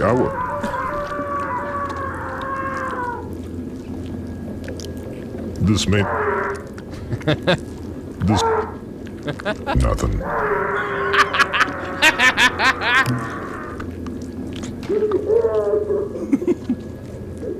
He just starts crying. It's a classic gag. The character tries to say something, increasingly is cut off by shorter and shorter snippets. Yeah, I love it. So good. Well, anyway. So yeah, I was surprised, Mario, why you didn't like the book. Can you explain that? Like, here's the thing: if this were was it too short, or yeah, I would have. Here's what I would have liked. I would have liked a lot if this chapter had actually been a complete fake out. What? And nothing happened, and it was a giant waste of time. Yeah, that's, and I wish it ended with another fake out. Just fake out after fake out. Brandon, do you think you could get a R.L. Stine AI to write up what the book would be like if that happened? It was just a series of nasty fake outs. Well, I don't. You'll put R.L. Stine out of a job. I wouldn't want you to do that. The book's title would be like The Legend of the Ghost of Werewolf Creek of the Haunted Mansion of the Evil Doll or something like that. And it would just be a rapid fire every different page, a new fake out. Oh, yeah. If we did make every single, it's like, welcome to the basement, blood, die, mummy, Yeah. invisible mummy dummy, cried camp, door mask, wishing, murder swamp, scaring horror. I just going through Scaring horror, yes. Choose your own aneurysm. Oh God. Oh, we need to talk about whether we're doing the CYOA books. Oh shit. Oh, I loved those books as a kid. Speaking of Charizard, the shiny card Charizard, the books always felt like the shiny versions of the normal Goosebumps books. Yeah, the holofoil Goosebumps. The CYOA ones. Yeah, they were like Oh, yeah, I remember that. Yeah, it's good shit. All right, so the real chapter 11, when we actually left off. Because Brandon's a fucking liar. I'm a liar. Sometimes you got to do stuff for yourself in the middle of these. Sometimes you got to give stretches. yourself a little treat. Treat yourself, yeah. Yeah. When we actually left off, Jeremy's dad has come into the living room where the ghost is talking to Jeremy. Jeremy tells his dad to look at the ghost on the piano stool. It is not there, of course. The bench is empty. Jeremy describes the ghost. His parents don't believe him. There's a long, exhausting back and forth where the parents suggest a psychiatrist. Jeremy insists that he is in fact not a little baby and leaves to return to his room. En route, Jeremy thinks about the ghost's warning. He worries that the ghost will actually be there in his room. He enters the room, and a gray mist rises above his bed. Is this really happening? Chapter 12. Oh, it was just his bed cover. I usually confuse my bed cover for a ghost, too. Classic Goosebumps. Fuck about. Ha ha. Oh my God, is that the Bye Bye Man? Yeah. It's the Bye Bye Man. He's there. Don't say it. Don't spray it. Later, Dr. Shriek returns to administer more piano knowledge. Jeremy and Shriek sit at the piano, and Shriek asks if Jeremy has been practicing his scales. A little, he replies. What is he, a reptile? He plays a scale. Shriek comments, sucks. That sucks. He plays a scale. Shriek comments on how excellent his hands are again. They complete the lesson. Jeremy asks if he is ready to learn some rock riffs. On the piano? In due time, Shriek says, we'll teach you to shred the ivories like you were Tony Hawk at the baseball park. How do you do, fellow kids? How do you do, fellow kids? Yeah, teens. This is what teens like, right? Yeah. How do you do, fellow pianists? How do you do, fellow rockers? Rockers. Shriek tells the parents that Jeremy has shown promise and that he can take lessons at Shriek School for the excellent-handed. He gives the parents a card with the school's address and says Jeremy can come on Friday. All exit the room save Jeremy, who thinks an important kid thought about the abundance of local sledding hills. Suddenly, the piano begins playing itself, as though someone is furiously pounding on the keys with heavy fists. The mom shouts for Jeremy to stop. I'm not doing it, he replies. End of chapter. Chapter 13. Any reflections on chapter 12? Did you guys feel deep feelings about nothing? I have a reflection, and it's going to lead into chapter 13 very nicely. How about, wow, what an exciting event that chapter 12 ends on, where something is happening and a mysterious force is playing the keys. I can't wait personally to find out what was making that sound, because it seems like a pretty big deal. Surely it was the ghost, as established, the ghost is already here and proven to be real. And so there was really no reason to do something like, I don't know, I hesitate to say a fake out of some sort. Well, I would say this. I would say it's a scene that begs to be resolved, and I can't wait to see it resolved in the next chapter. Brandon, how's it resolved? Let's get closure. Let's get resolution, and let's comedy smash cut to a psychiatrist's office.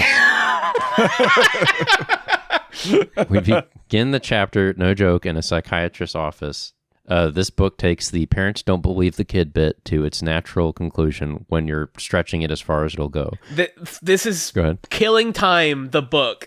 We gotta fucking kill some time. I don't know where this is going. I think that what this is at this point, I think this is a haunted piano story, and it doesn't take a lot of time to tell a haunted piano story, so we're stretching this bitch. The psychiatrist asks Jeremy about his new house, kids from his old town, the new home, and then finally the ghost. Jeremy is surprised when the psych did not give him a funny look. The shrink takes notes as Jeremy describes his ghost encounter. The psych asks if Jeremy would believe all that if his own child told him as much. Jeremy says he would if it were true. Sterling logic. Also, what a question to ask a 12-year-old. Like, would you believe that if your own child said it? I'm 12 years old. What the fuck? Like, I don't really have the concept for anything at this point, so I barely understand my own mind. First of all, what is empathy? First of all, what is empathy? Second, you're asking me what I'd do if I had a child? I'm like 12. Yeah, I don't even know how children are born. I have no idea about any of this shit. And you're asking me about my kids? What? Bro, I play Nintendo. I want a Nintendo room, bro. He asks the question and you just hear the bruh. Yeah. Oh, God. Bruh. Yes, we need modern Goosebumps to add bruh to the lexicon. Bruh.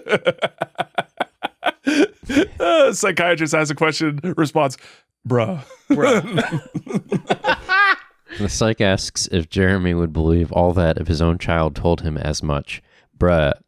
Jeremy says, bruh. The psych then describes how the human brain can sometimes do a little fucky-wucky when conditions are right.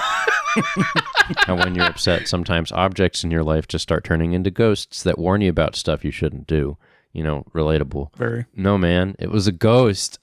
Jeremy offers to hum the music the ghost was playing. You can't make that up. You can't make up music. You'll definitely be able to tell it's ghost music.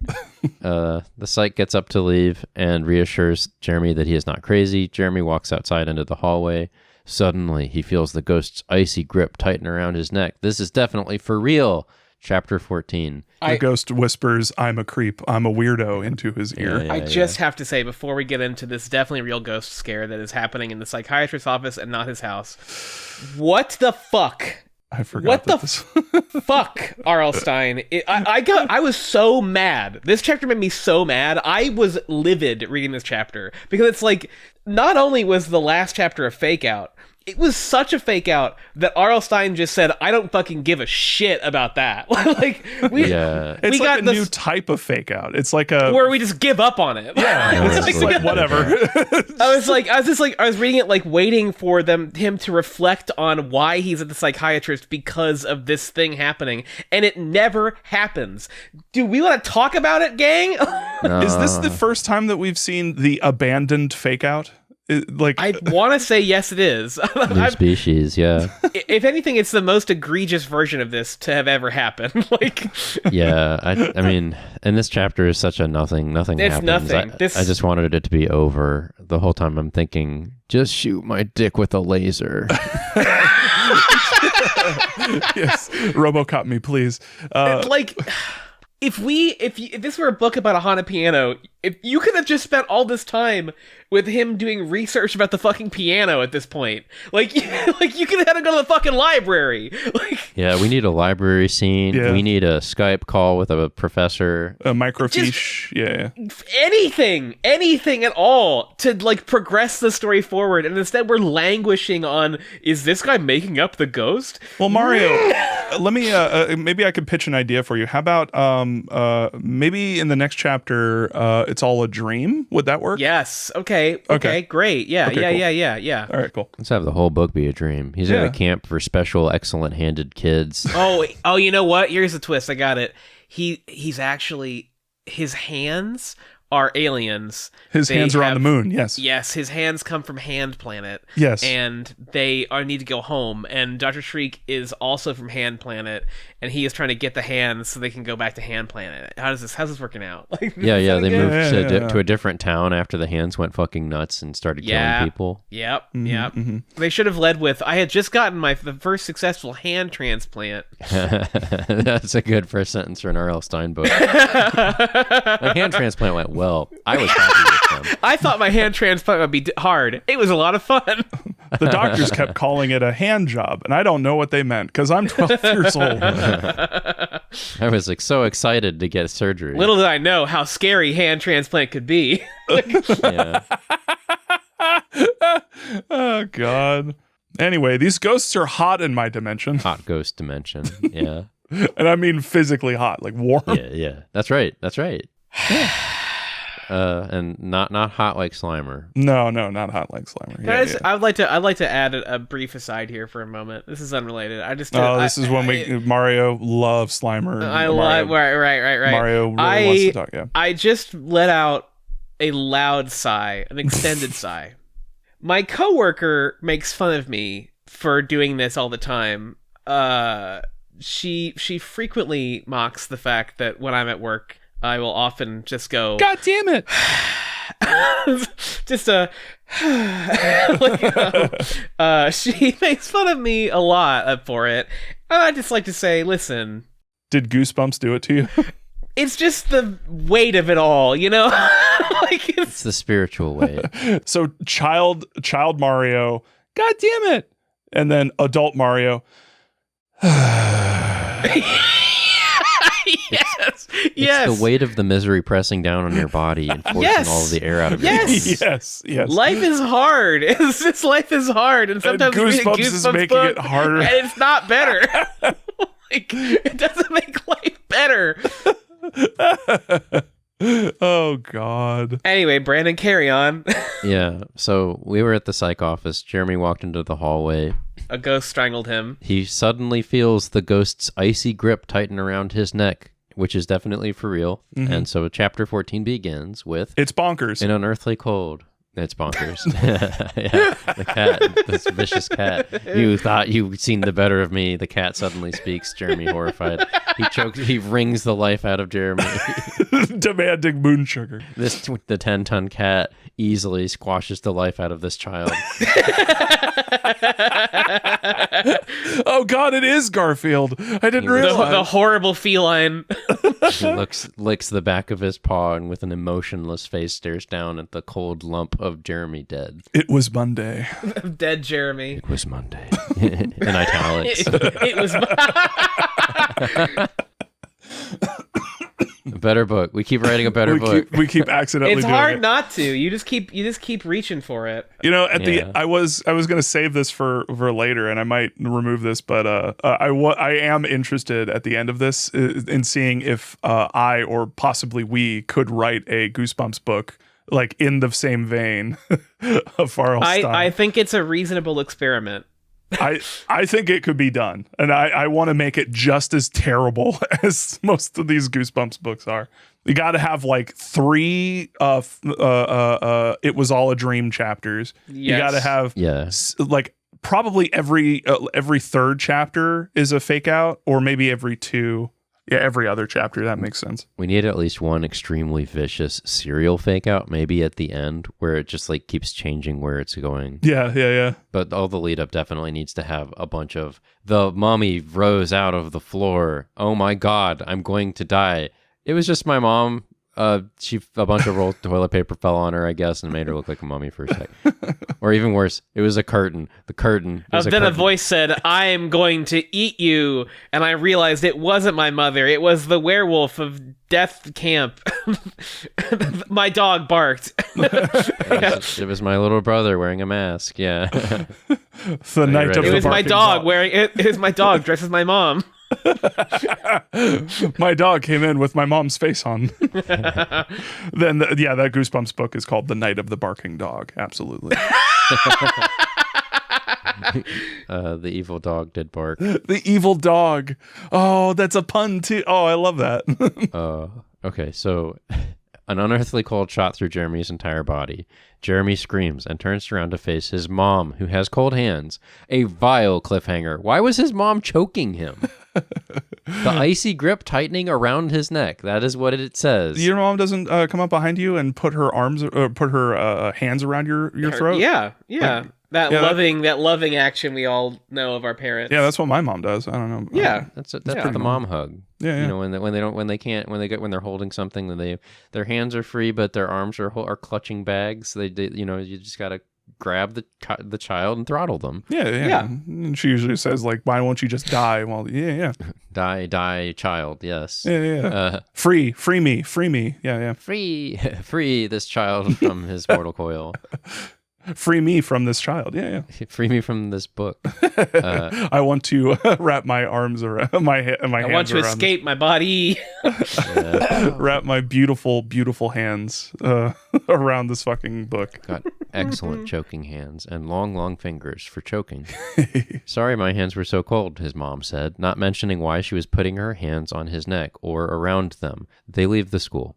Friday after school, the mom drives Jeremy back to the Shriek school. It has snowed. The car windows are fogged up, and the two see children building snowmen. Jeremy's mom wonders aloud why the Shriek school is so far away from everything else. The car approaches a creepy-looking building with bars over its windows. So we can extend the driving sequence. Yeah. I mean, it's like they're setting the scene to drag the scene out. Yeah. Because we're not going to do anything outside. The car approaches a creepy-looking building with bars over its windows and thick ivy covering its front. The sound of piano music floats into the car. The mom says she'll be back in an hour. Jeremy approaches the creepy building in the snow. The piano music grows louder. Why do I have such a heavy feeling of dread? Jeremy wonders. Am I beginning to associate some sort of, maybe, I don't know, fear of the supernatural maybe, associated somehow with piano music and or large creepy buildings? Who can say? Jeremy enters the school. Another nothing chapter. Yeah. I would like to, we skipped over this a bit when we were talking about the piano lessons. Another part where I was stretching credulity from R.L. Stine, a child at age 12 said it was totally fine that he would be going to piano lessons on Friday after school.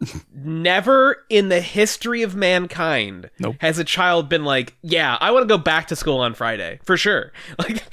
Yeah, I mean, like, even in high school, we were sports med trainers, and we had to stay every Friday, but at least we were going to be, like, watching a football game, which is something. It's not nothing. It's certainly not piano lessons. I mean, sports practice after school kind of sucks.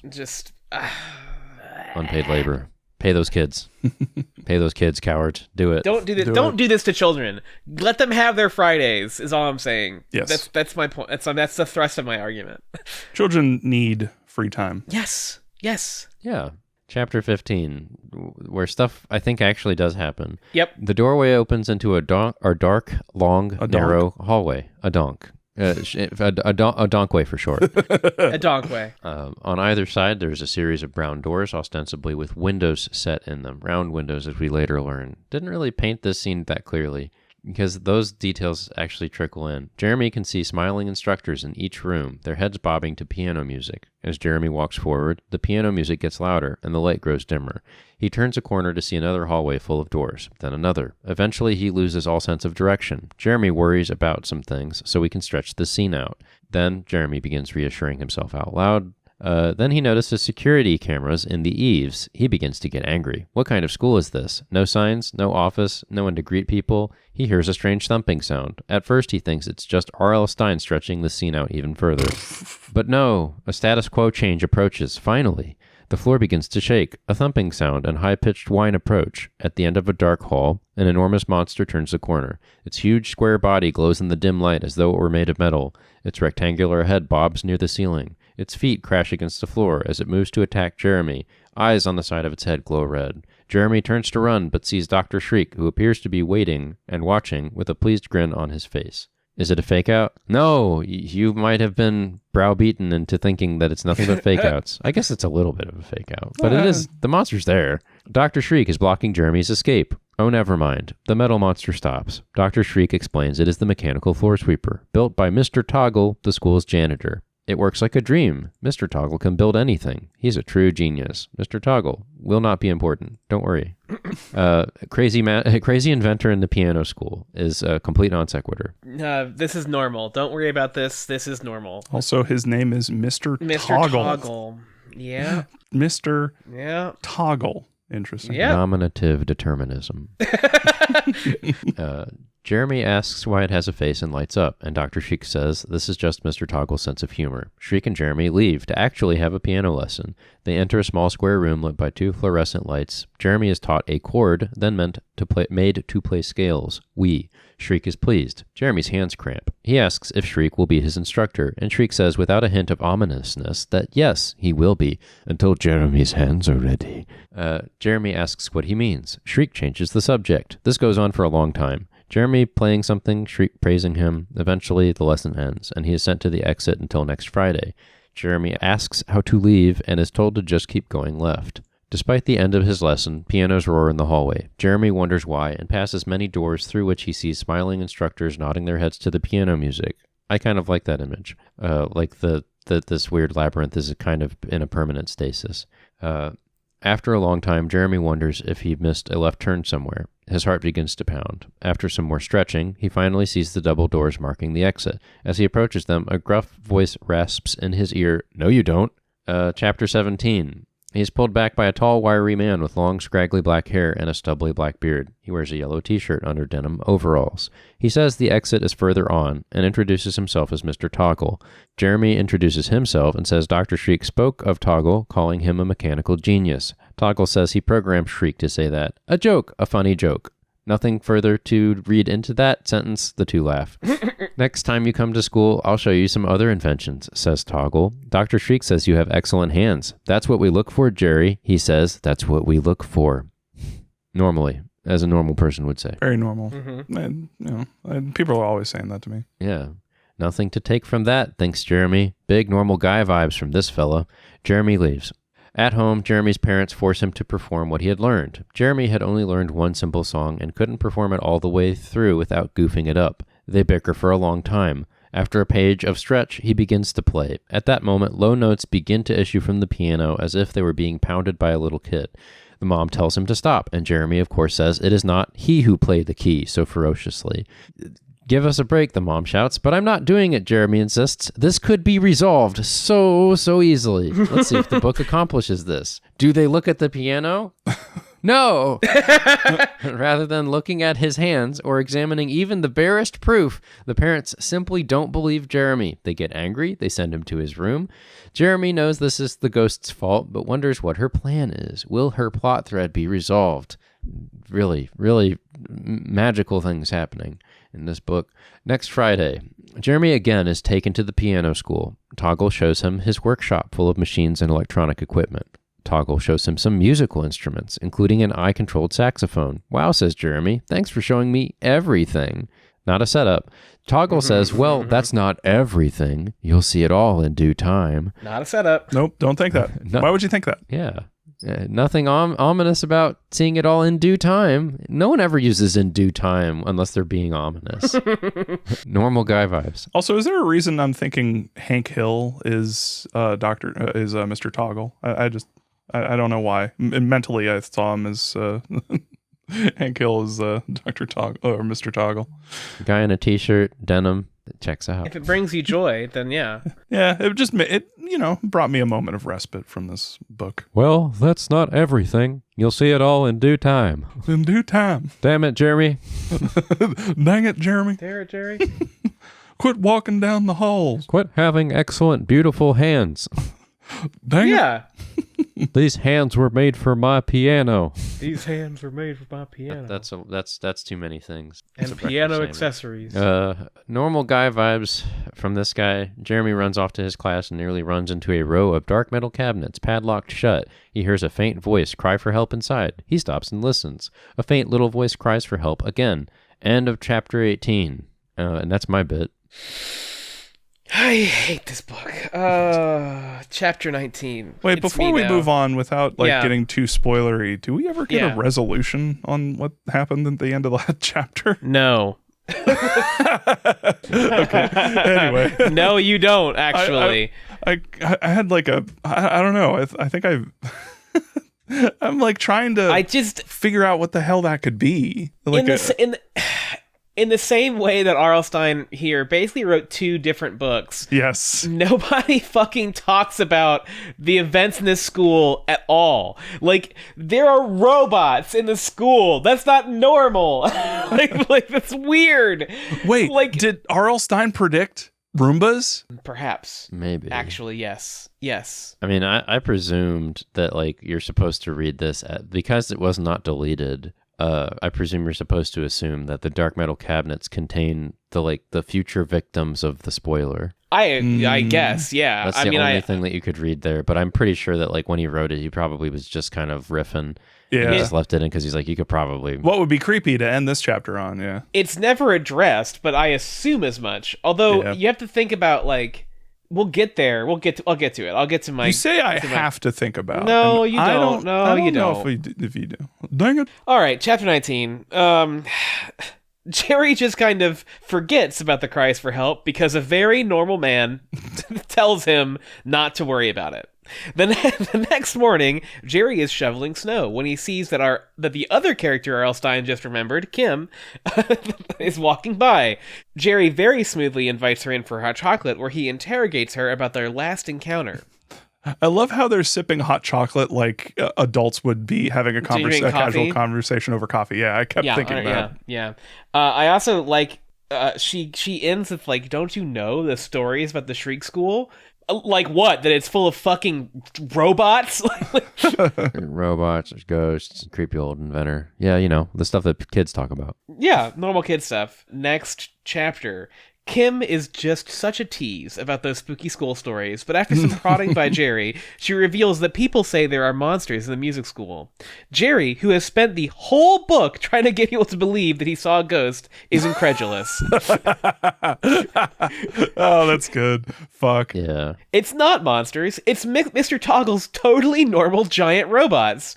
Kim finds that to be totally believable, but adds that there are rumors of missing kids, too. Jerry remembers the mysterious cry for help, but Mr. Toggle just seems so trustworthy that he had to be a malfunctioning machine. Oh my god. R.L. Stine remembers there is also a ghost in this book for some reason, but Kim does not believe Jerry about that either. He flips out and she is about to leave when the piano starts playing again. Will R.L. address that this time and finally reveal that it's the cat? This the title for this book should have been "Don't Believe the Child." Yeah, don't believe the child. Like this whole time, children lie. This whole time I've been thinking, okay, why is the piano playing? Why is the piano playing? Why is the piano playing? And I've been waiting for the reveal that it's the cat, right? Because that's what's gonna happen. And I'm begging for it, RL. Just give me this stupid fucking cat scare. Give me the piano cat. Chapter 21. Yes! What an incredible waste of time that was. Jerry once again declares that darn cat his mortal enemy. R.L. Stine delivers a masterclass in padding in an already mostly pointless book by having Jerry again hear the increasingly irrelevant ghost play the piano. Jerry grapples with whether or not to have I'm looking at this word. Oh, whether not to have a story. Got it. Whether not to have a story in this book before finally deciding to go downstairs. I was like, what's this word? Oh, what's this word? Story? Oh, you got story. The book that we're in. You've been reading too many Goosebumps books. You can't even recognize the word story anymore. Yeah, you're like, I misspelled plot cul-de-sac. Jerry grappled with whether or not to have a story before finally decided to go downstairs. Wow. That's in the book. Wow. A reminder that elsewhere in this book there are actual killer robots. Chapter 22, unless anyone has anything to add about these really great chapters. Nope. Remember the ghost? Well, she is here again in a scene identical to every other ghost scene prior to this. R.L. Stine drops the haunted house plot by instead having the ghost confirm Kim's stories to be true and revealing herself to have no hands. The classic narrative trick of making the ghost you realize you actually did not care about tangentially plot relevant again. Shakespeare would approve. As Shakespeare once wrote, no hands! No hands. As William Shakespeare once wrote. The next chapter. The very mortal bard. He's dead now. Jerry's parents rush to help him as apparently he was screaming again. Jerry blurts out that he wants to stop taking piano lessons, and in perhaps the least believable moment of this story, his parents agree, pointing out that they had only paid for one more lesson anyway. Any child were created by God to force children to play piano. Any child or person who has had parents and has taken lessons, been part of a sport, been part of a club that was not very fun, will know immediately that this is bullshit because parents never let you quit them. Nope. Ever. Nope. Ever. They see it as a test. Yeah, this is a learning opportunity. I'm being smacked in the face with a wiffle ball bat every time I go to this club. That's really part of growing up, son. But of course, there's one last lesson. Jerry's mom takes him to school where she tells him he must be the one to tell Dr. Shriek he's quitting, which seems awfully petty, but very much a thing parents do. At school, parental intent check. Yes, that part is real, where the parent makes you have the awkward conversation instead of them. Yeah. Despite the fact that if they had it, it wouldn't be an awkward conversation. And makes him lie about it. Yeah. Yep. That's also pretty typical in my experience. I mean, they're teaching him how to live life. Yeah. At school, Jerry realizes he's never actually seen any other students, but does not have time to dwell on that fact. He tells Dr. Shriek he's quitting, but Dr. Shriek says he needs Jerry's beautiful hands. Need is strong. Needs is pretty strong. strong. Needs a strong word. Yeah. Jerry flees from Dr. Shriek, who pursues him through the school without ever running out of breath. How odd. Jerry finds himself bursting into the recital room, where he discovers multiple identical instructors watching over pianos being played by disembodied hands. Why, it's the cover of the book. My God. Oh, My God. It was literal. Mario, you missed the part where Jerry says to Dr. Shriek, quote, these hands are small, I know, but these hands are not yours, they are my own. I skipped the part where Jerry says, this hand of mine glows with an awesome power. Its burning grip tells me to defeat you. Next chapter. So, it's hands, which is... It's hands! Catch these hands. Which is weird. The instructors are all identical bald men, none of whom are fat, which makes it interesting that Dr. Shriek needed to be, but anyway. Jerry dodges the grasp of Dr. Shriek until maybe he doesn't. A chapter has happened. There are somehow only 4 left.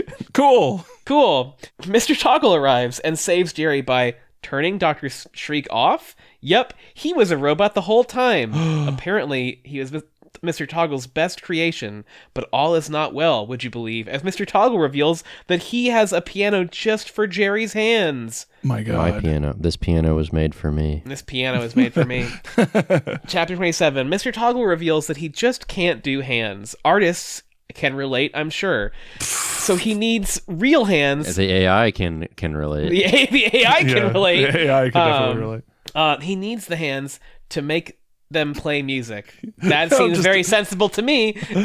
Now I'm just imagining Mr. Toggle fucking constantly trying to make hands, but they just have like accidentally like 3 AI extra hands. digits. AI hands, yeah.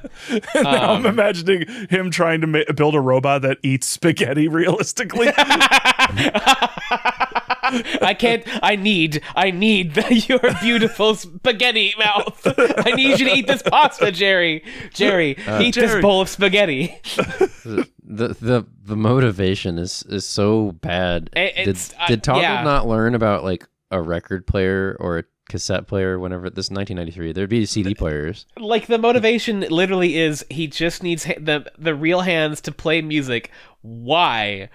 He builds so many complicated machines, and he had one where it was like you could play the piano by just looking at the keys and the saxophone blinking. With your eyes. Yeah. Or was it the saxophone? Yeah, like what? That doesn't. You make actually any sense. you've established that you do not need hands, actually, Mr. Toggle. Yeah. So you've built a robot that convincingly fools people. Like you've passed the what was it called, that the Turing test? The Turing test, yeah. You've passed it. Like why what hands? I just think built it's like a brain. It's what this reminds me of is that somewhat well-known panel from a Spider-Man comic where he's talking to yes a Sauron, and he's like with your brain you could cure cancer, and he goes, but I don't want to cure cancer, I want to turn people into dinosaurs. and it's I don't want to make a machine that can play music. I want to chop off children's hands and make them play songs.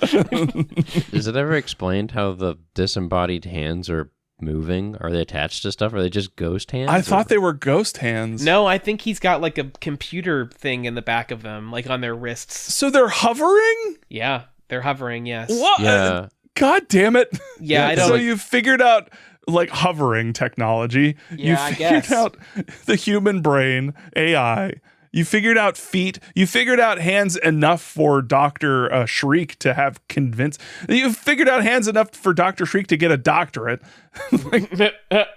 We got anti-grav grand baby hands floating above them keys. I thought they were supposed to go on the robots. I thought that was I thought that was the point, was he put them on the robots and the robots could put... No, apparently not. But they're just the floating. hands. They're just I floating. also want to take a second here to note, if there are this many hands, right, then Mr. Toggle in this small town is like the most prolific serial killer of all time. Of children. And no one thinks it's weird that these kids keep going to music school and fucking dying.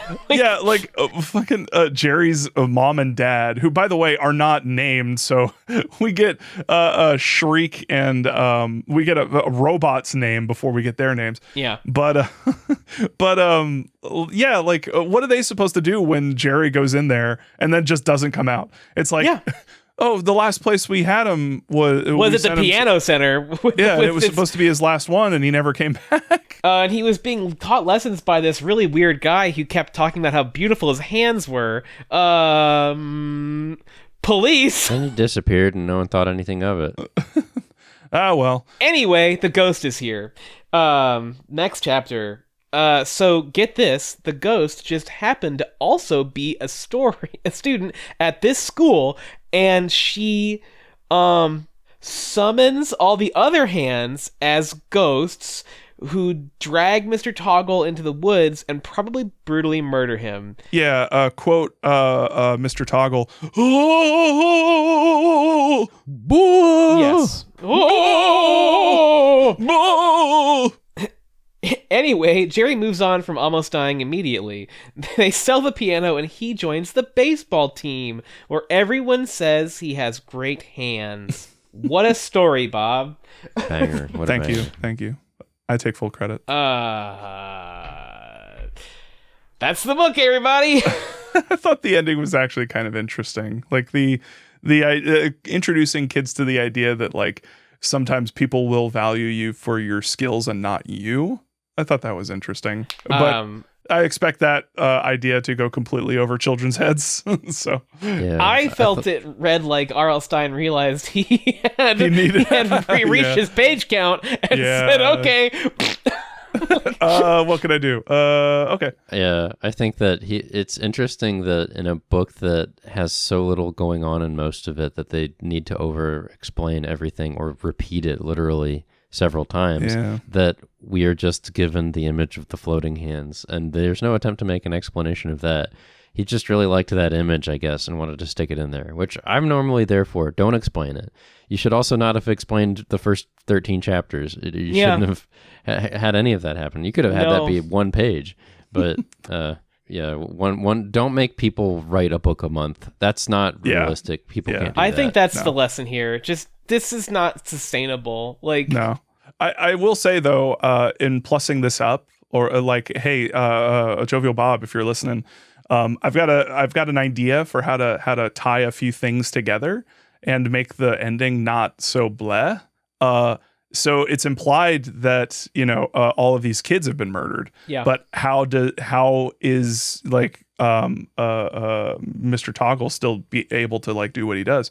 You've already established that he's able to create like robots that fool people. So what if Kim is actually like, and all the children are like robots, been replaced by robots, and so at the end it's like you can imply like, hey, Kim came over and complimented my hands, and then her like eyes glowed red. Ooh, Bob, that's a good ending. That's a good ending of this book. I like that. That also, this book weirdly does not have a twist ending, and I think that would be a much better twist. Like, that would be a good twist. Yeah, I think that could work. And then the Goosebumps wiki on the site that shall not be named.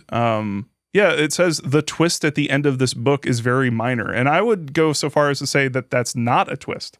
There is no twist. Yeah. I think like, trying to give suggestions for improvement implies that like this book wasn't a rush job to meet a deadline, and he basically started writing one book, realized like too late that he either didn't care about it or that it was going nowhere, it wasn't going to have enough impact, and then just borrowed whatever the billion hands of Dr. T-Zone and stuffed them in at the last 3 chapters and didn't really bother with much more than a couple of images, which, at least something happens. That's not as bad as it could be. For a rush job, it like it's relatively professional, if very boring and stretchy. It's not as offensive. Yeah, it actually does sell the cover. Yes. It does do piano lessons. It does do murder. It eventually gets there. Yeah. It does not offend me as much as The Curse of the Mummy's Tomb. The Curse of the Mummies. Yeah, you were comparing it to The Curse of the Mummy's Tomb earlier, and I don't know if I can follow you there. No, my comparison point is that nothing happens in that book, and nothing happens in this book either.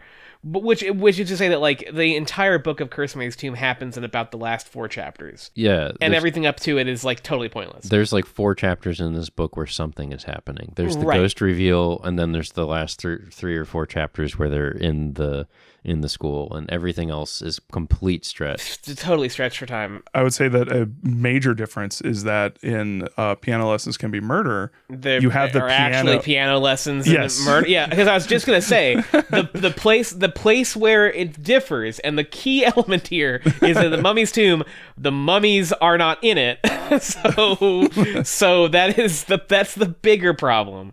That's You can't have your mummy on a kid's book cover and then not have a mummy in it. The saving grace is that the piano lessons and the disembodied hands are in the book. So that's like the one part where this gets a point for me. Is like Alrighty, with that, let's go ahead and move into TV episode discussion. We do have a episode for this. yeah, we do. I'm shocked. I'm kind of shocked. Yeah, I'm shocked by this fact. Yeah, And it fixes a lot. yeah, I thought so. Yeah, Yeah, I think it does. yeah. So we can go over the plot of it, but I just wanted to really quickly get out the fact that the father in the TV episode says, "quote a piano that plays itself. Our son is insane." A piano playing by itself? He's living in a fantasy land. He has an active imagination. There are so many times in this episode that I just kept thinking of the scene from Invader Zim where Professor Membrane is like talking to Dib. And like Dib is like, "I have to go, Dad," and his dad is holding a tiny puppet of himself, and he goes to save the Earth, and Dib affirms this and walks out. And as the door closes, Professor Membrane just goes, "My poor insane son." Oh, my poor insane son. He is so ashamed of his son. We have to like he multiple times references how ashamed he is of this child, which is fair because the episode opens with Jerry just freewheeling. I mean, just like spiraling through a Rolodex of ideas in this basement. Yeah. Like that. Jerry has ADHD. Yes. Let's just start there. He definitively in this episode has ADHD. He narrates everything that he does, which honestly is kind of endearing to me. At least it's more of a character trait than what he is in the book. I gotta give it like. Yeah, it's also a better, more endearing one than is just a shit kid who constantly plays pranks on his parents. It is a more unique character trait. Yes. Yeah. He's spaceman spiffing. Yes. Whole... Yeah. He attempts an accent, which I would rather he didn't. But several people in this episode do that, and it's all regrettable. Also, there's a great moment where so they're moving in as usual.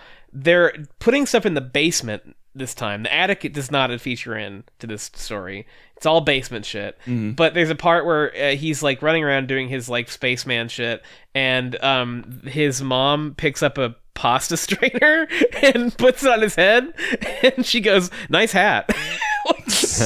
Yeah, she taps it. Nice hat. Mom, are we sleeping here tonight? Well, of course. I mean, we're going to be moved in by the end of the day. You're going to love it here. Nice hat. The song is specifically Moonlight Sonata, of note. Yeah. Yes. No huge surprise. Also, they start teasing the robot stuff very, very early in the episode, which is good. They basically condense the first 12 chapters, which you better do, especially if you've only got one episode to work with it. They condense it into about 3 minutes of showtime. Like, the ghost appears within 3 minutes of the episode starting. And it is the ghost. And also, of note, the ghost never says, "This is my house, get out." The ghost says, like, it just appears at first, and then when it finally talks, it says, "Stay away." Stay away from the Shriek Does it ever... And then it adds, eventually, "Stay away from the Shriek School." Yeah. Does it ever turn around? Do we ever see its face? Yes. Yes. Yeah. It's like a big it goopy looks green bad. mess. I only remember it like doing like a very animated swaying like at the piano. Like it's very into it, but isn't actually. I mean, we get a lot of Ghost face time, unfortunately, because the face looks quite bad. Okay. It's a big mess. Yeah. So also I should note that Kim. We didn't talk about the fact that Kim is named Kim Lee Chin. Yes. Which is terrible. Yeah. R.L. Stein, come on. Yeah. I know it's 1993, but like, come on. A little Cho Chang. Is it worse? Is it on par with the Wizard School stuff? It's better than the Wizard School. It's better than that because Cho Chang is basically she thought of an offensive thing. She thought of an offensive thing and changed some letters. And changed 2 letters. Yeah. Kim Lee Chin is just like I have never met an Asian person. Korean first name, Chinese last name. Yeah, let's just do it. Unless it's Kimberly. It could be. And that would be in keeping with the 90s. So in any case, yes, they're unpacking the basement. They find the piano. All this is the standard thing. The ghost is there. Exciting stuff. Jerry meets Kim, who in this is not Asian and is also not at school. She's just a random girl in the neighborhood. And he just like casual, and she mentions that a piano teacher used to live in this house, which is already better, already an improvement. Cause like you can kind of see where it might be going here, you know? Kim wants to like jam with Jerry, like musically, and so now Jerry wants to have lessons. I think this is a fine. I think this works. I think this all works really well. The show is a lot more organic about this. Very much more organic. I do like that they also drop Shriek ever coming to the house. They just go straight to the school. Again, better. It's like save the time, get to the factory where the robots are. It's like the modus operandi of the show seems to be just fucking get to it. Just get to it. Which I appreciate. That's like, we talked about this last time, but like, just if the fucking book is about the beast from the east or whatever, that fucking beast needs to be in chapter 3. like I need, you know, the TV episodes really benefit from knowing like what the twist is, as opposed to R.L. Stein, who didn't know when he wrote it. Yeah, exactly. Yeah. It's like they have the opportunity to edit where he didn't have the time to, and more than that, like their episodes are essentially, I'm gonna guess they're structured almost 100% around getting the most out of some expensive special effect. In this case, a couple of them, the robot and the ghost itself, and they're like trying to get to those as quickly as possible so they can maximize the screen time and get like use out of that expensive SFX. And get kids to be like, oh, whoa, that's crazy, oh man, that's so cool. I'm definitely gonna watch the next episode. Exactly. I also would like to know that the school is not in the middle of the woods. It's in what I think Goosebumps had access to one abandoned factory in Canada. Yeah. Because this is almost certainly the same building where they find Say Spider in Say Cheese and Die. Yeah. So Jerry goes there with his mom. He hears Moonlight Sonata playing again, which is a nice. I like, though, smartly, if you can hear the song and you want to connect these things, making it the same song, good call. Now, Moonlight Sonata is kind of like your basic choice for spooky piano music, but it works. It's a connection. And here we meet Dr. Shriek, played by Aaron Tager, the actor Aaron Tager. Just absolutely wonderful. Who fans at home may recognize him because he plays Dr. Vink with a V from Are You Afraid of the Dark, one of the recurring villains in Are You Afraid of the Dark. And what a get. Honestly, I'd never seen him because I'm not the biggest Are You Afraid of the Dark fan, or at least I am a fan of it. I haven't watched all of the episodes, but we're gonna play some audio in a bit. I love him. He's incredible. He is fantastic. Like on par with the witch from Be Careful What You Wish For. Oh yeah, I was saying it the whole time. I was like, man, they got some like great adult actors to come in and do like these kids, big characters. But I mean, like this guy's got history because he is one of the rare recurring characters in Are You Afraid of the Dark. He showed up in several episodes as this like kooky mad scientist guy. We watched an episode about a riddle in the woods. That's the first. He's in the first episode. He's in the very first episode of Are You Afraid of the Dark. The first episode. Oh. Yeah, that's episode 1, the Phantom Cab. Wow. I love when the cabbie turns around. This is not the guy we're talking about. He turns around. He's like, I kind of died. Crashed into this big old tree. You might say, I sort of died.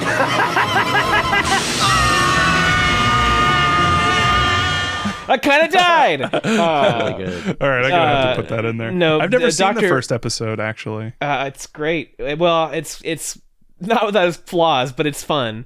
But Dr. Vink is in it, and he famously, everyone always says Dr. Fink, and he goes Dr. Vink with a v. Vink's the name. Dr. Vink. Dr. Fink? Vink with a v. Who wants tea? I do. It's a recurring gag in Are You for the Dark. He's also in the phenomenally good Are You for the Dark episode, The Tale of the Midnight Madness, where it's like he has like a special, he rents out a theater to show movies he directed. And like it's Nosferatu, but like the vampire comes out of the screen. Cool. It looks cool. It's a great episode. It's actually spooky, and like it ends in a weirdly positive way where they're like everyone really liked the movie, and it's like let Dr. Vink keep showing his movies. Like it's cool. He's a great actor. He's wonderful. He also plays a couple other bit characters in Are You for the Dark, depending on if they need like a weird old guy. And if you watch the episode The Tale of the Laughing in the Dark, he plays a clown named Zebo, and also a carnival barker, and he famously, or at least in my mind, has a line in the episode where he goes, "Coming in, Mr. Brave Young Man."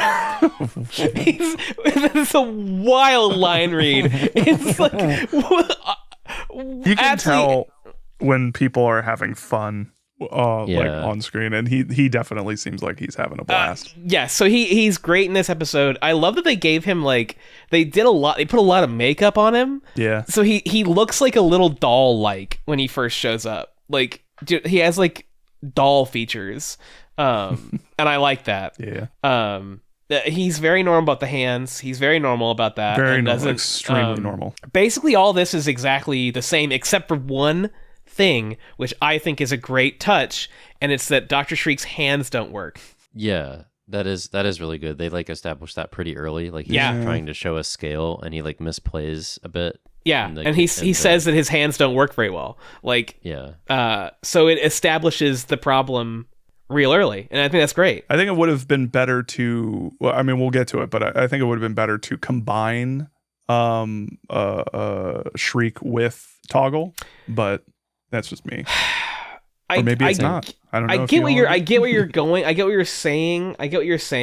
And I do think you could do that. You could do it to where like he is a person who used to play piano, but his hands don't work, and now he needs new hands. Right? You could do that. Yeah. That is an option. I think that the approach they take is better than the book, but it's still not perfect. So yeah, and now I'm just thinking about like him with like he's Trump. He's just got really tiny hands, little tiny child hands. Yeah. Your hands are excellent. Mine are stupid. Got these useless little baby hands. Little baby hands. We get the robot really pretty early in the story, which is good. The floor sweeper. Which, can we talk about the fact that the floor sweeper is in the book and never fucking shown again? Yeah. Also, can we talk about the fact that the floor sweeper in the show is a fucking Dalek? Yeah, it's pretty close to a Dalek. Yeah, for sure. Yeah, Dalek. It's sorry, I don't close. I just know that they are extremely similar. It's pretty close. I sense dust bunnies. If he had rolled in and literally went exterminate, I would say, yeah, that's spot on. Like, I mean, I'm sure someone could throw in the exterminate stuff to the floor sweeper chasing this child around. But yeah, I've never seen an episode of Doctor Who, and that's okay. I know Daleks and Weeping Angels. That's fine. You can stop there. That's basically it. Yeah, you can stop there. It's fine. Yeah. It's not. What about the Laughing Angel? You can just. No offense. I've watched a lot of Doctor Who. you can just stop. You can just not do more with it. It's fine. Okay. It's a troublesome show. It's a troublesome show from a writing perspective, is what I would say. Many great actors, many great performances. Frustratingly written, I would say. Anywho, Mr. Toggle is down there. He's got bad hair. And the floor sweeper is described as simple, which I would say, are you fucking kidding me? It's a giant robot. It's a giant robot that I think that it was maybe a mistake to build a giant robot that barely fits down the hallway. Yeah. And use it as a sweeper. I think it was a mistake from a writing perspective to build a giant robot and never use it. Yes, true. I was waiting for him to get chased by those fucking floor sweepers again. The entire book, I was like, okay, so he's going to run away and the floor sweepers are going to chase him, right? No, wrong. It will never be mentioned again. Yeah. It would make sense if you used them to block the hallways because they take up the entire hallway. But like you have a giant robot. Use it. Just use it. Like you it built doesn't it. do anything. Jerry then has a dream about being possessed. Cool. I guess it's a dream. He wakes up from it, so I assume it's a dream where like the ghost like comes into him and makes him play the piano. And then the ghost specifically tells him to stay away from the Shriek School. So again, we're doing some work. And at that point, he screams and his parents come down to the basement, and we get our one and only appearance of Bonkers the cat. The crowd cheers. Oh, yes. I know I did. I standing O for Bonkers. Can we also talk about, Brandon and I were talking about this, how nice their kitchen is in this show? Yeah, they have a nice like house. their huge natural lit kitchen. Their back patio also is like it's like entirely glass encased ceilings and walls, and it's a beautiful house. And like they're in a forested glade, and you can see beyond the glade. Like astounding. It doesn't look real. Yeah, it's astounding. Beautiful house. Wasted on this show. They have a conversation in the kitchen about Jerry's dad said the best feeling in the world is confronting your fears and learning that you didn't need to be afraid. I would disagree with you, Jerry's dad. That is not the best feeling in the world. Pretty sure it's eating pizza. Brandon and I were watching it, and the way he says it, there's like a little pause or whatever. He's like, you know what the best feeling in the world is, Jerry? And my first thought was, I know this is a lame joke, but my first thought, and what I said aloud was, when you nut and she keeps sucking. Don't say doing your mom. Don't say doing your mom. Don't say doing your mom. Don't say doing your mom. Oh God. Anyway, Jerry wants to quit piano lessons, and they're like okay with it.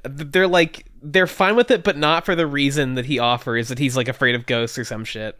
But in any case, he still goes to school, and he doesn't quit, but like, he bites his fingernail or something.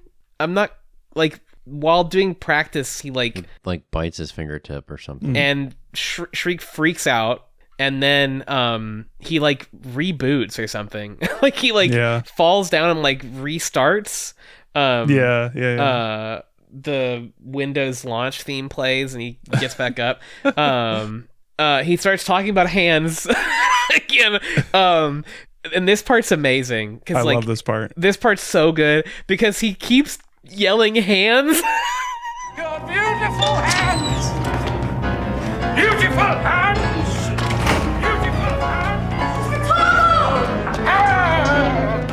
Beautiful hands. Beautiful hands. Beautiful hands. But beautiful hands. They are. There's a part where Jerry runs in the stairwell and Shriek's not on screen, and you just hear from behind the door, hands.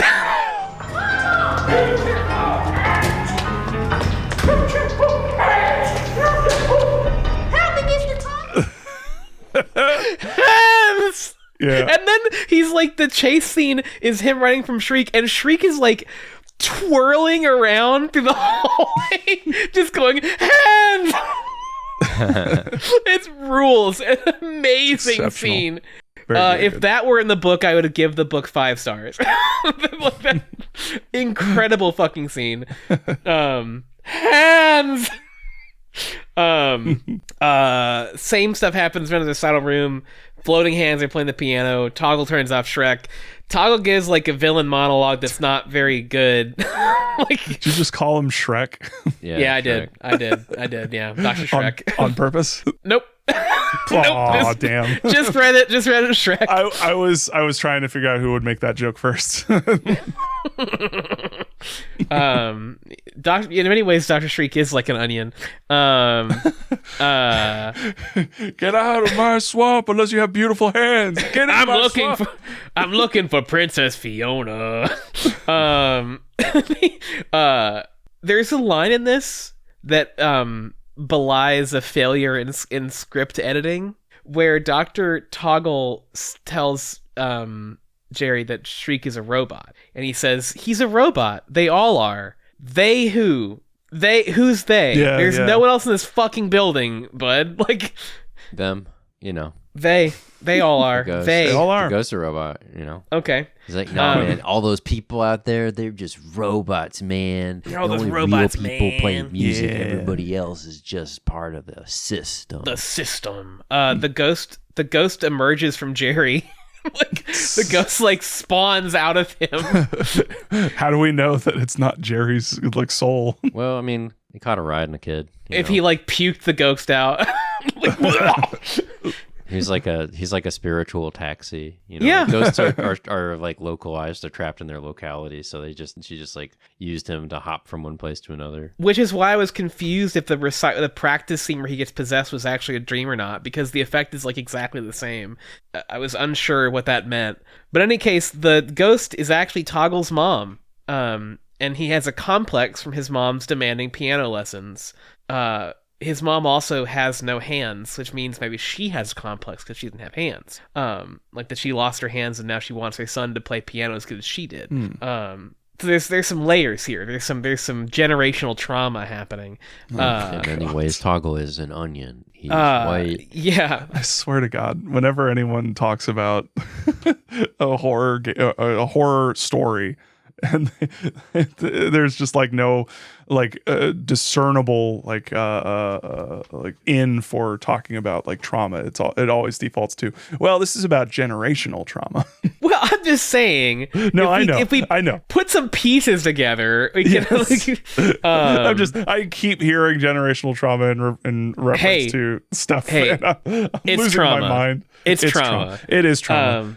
Also, again, speaking of bad accents from earlier in this episode, the mom ghost's accent is terrible. It's quite bad. And they should have made the woman stop doing it. Like, you've gone too far. I warned you. This time you've gone too far, Andrew Toggle. I tried my best. Just I love the note from a director. I've actually been on shoots where this happens, where an actor is like trying to do something like wild, and the director has to come over and be like, hey, stop that. it's like, I don't know what she's going for, but she's like, you Andrew Toggle, you like, you're not good enough. Like, it's so bad. It's so bad. You am real super sad. I thought that's where you were going with it. I did accidentally get into that, yeah. Jerry runs away and he escapes, and his parents arrive just in time to be blasted by ghost energy. and then in a horrible effect, the mom ghost like stretches out of the building. It looks really bad. It's super bad, and it was also like a real like, hey, this'll spook them. This'll spook them. Yeah. The closest thing Goosebumps has to a jump scare.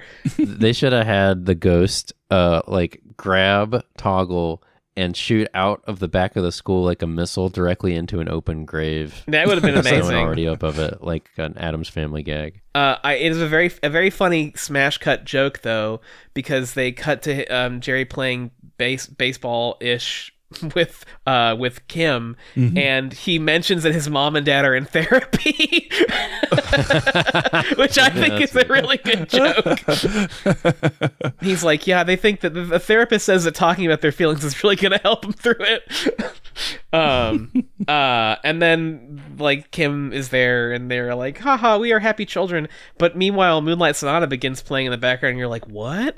Cut to the school where Andrew Toggle is still being made to play piano by his mom ghost in a haunting scene, I guess.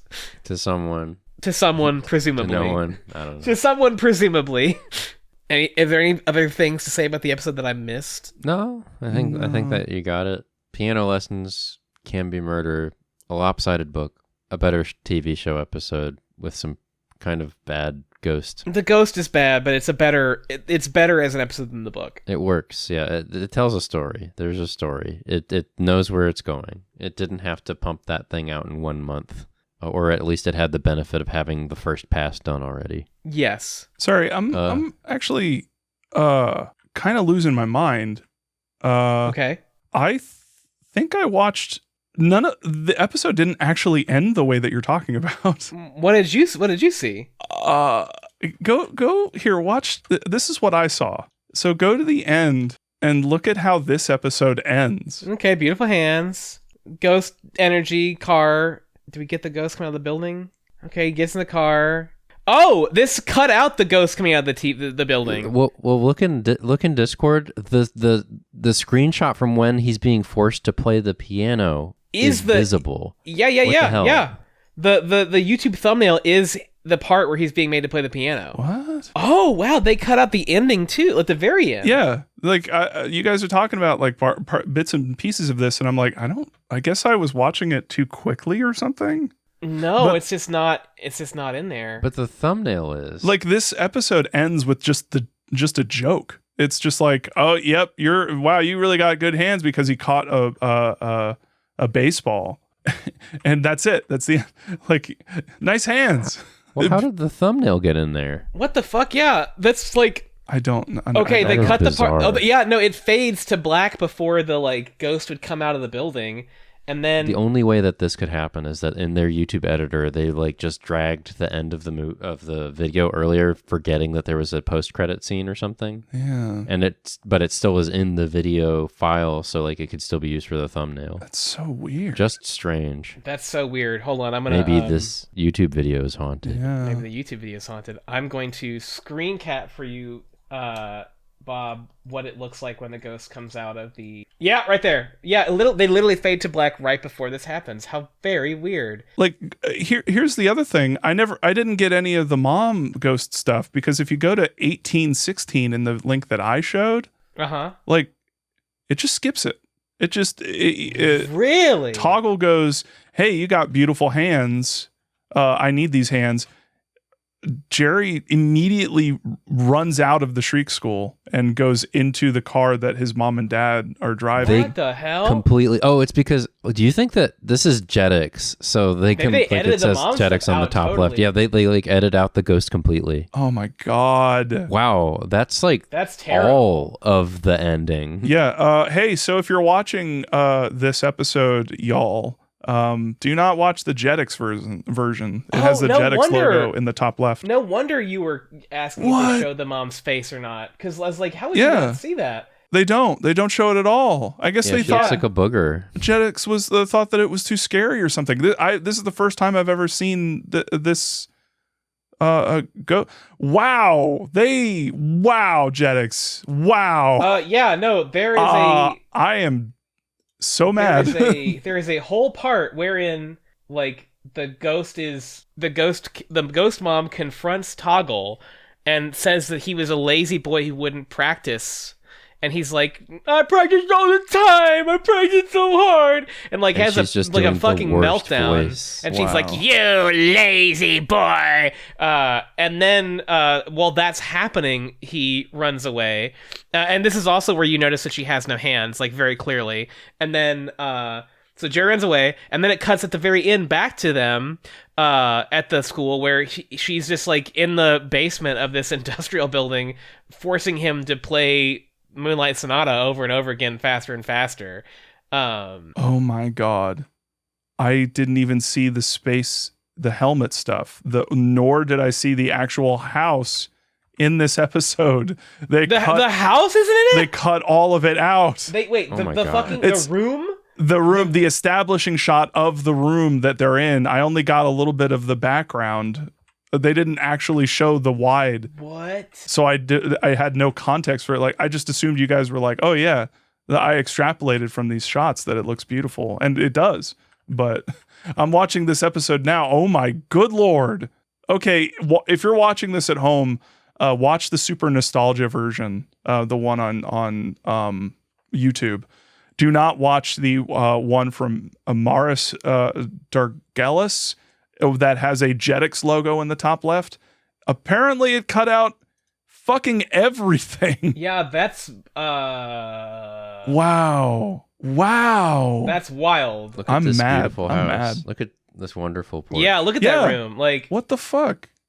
I'm gonna look at the one that I saw again. Hold on. what the hell? What the hell? That's crazy. What else is there left in the show? Oh, there is the wide. Never mind. I just missed that.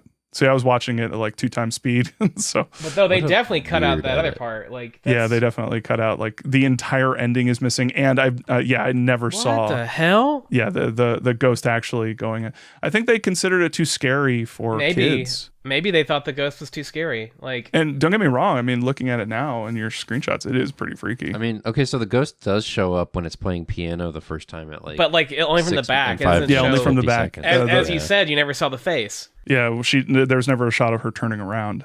Wow, that's really terrible. So you see a ghost one time and never again in the Saban version. Basically, That's terrible.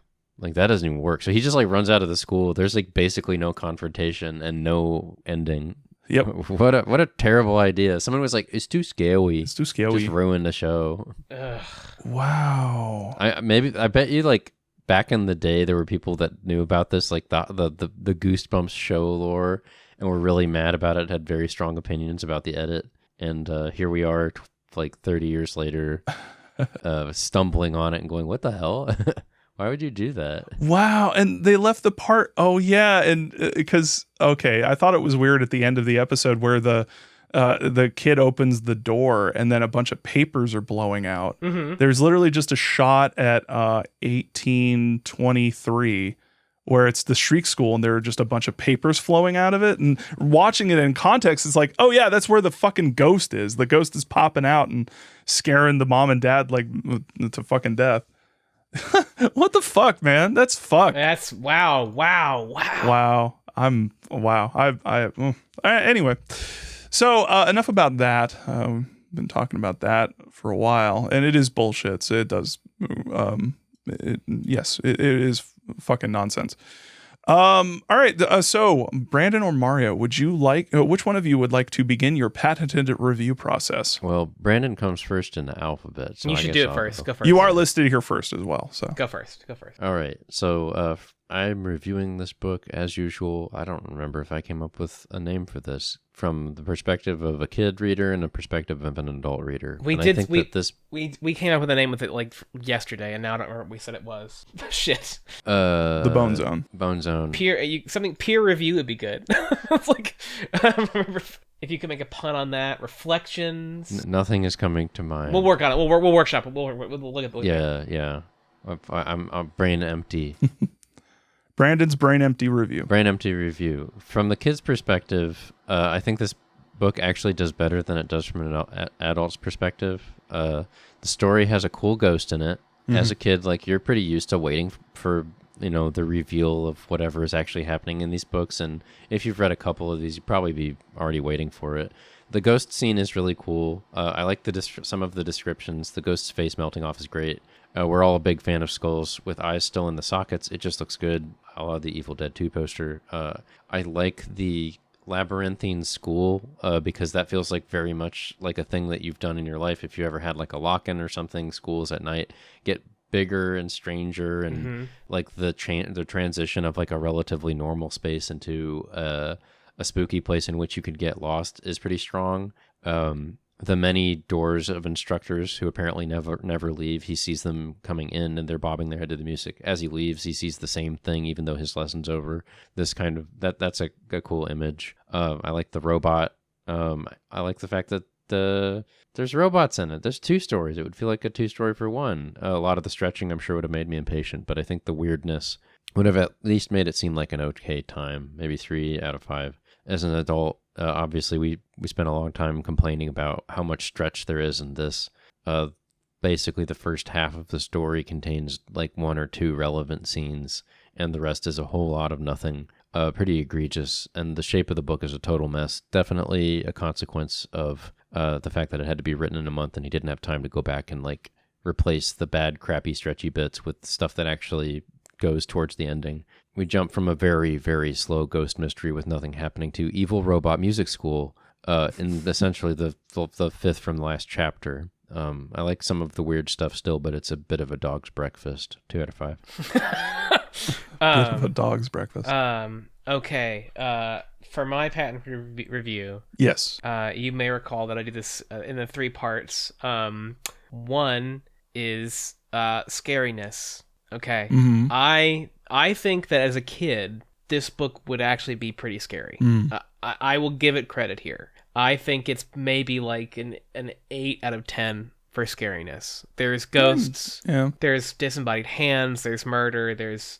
I think it's a solid 8. I think the description of the ghost's like head it's melting, very scary. It's very scary. I think that would get you. I think that as a kid. Yeah. Number 2 is Steininess. Steininess. How Steiny is this book? This book is a 10 out of 10 for R.L. Steininess. I was gonna say, like, it introduced a new type.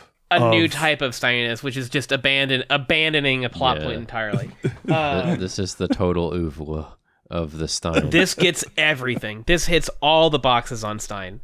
I would say this is the peak of Stein. Like the oeuvre. I think. Would you consider this the oeuvre? Yeah, the oeuvre. Oeuvre. The third point is relatability, aka the kid zone.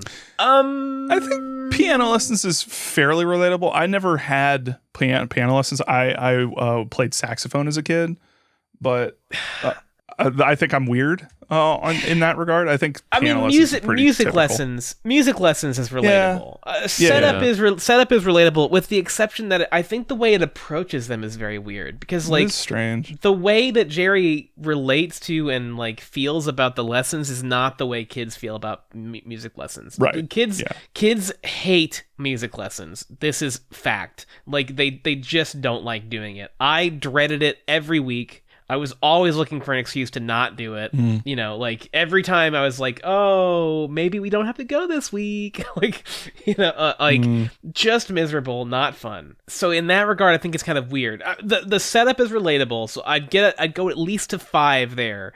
I'd probably give it maybe a 7, It's like relatable enough.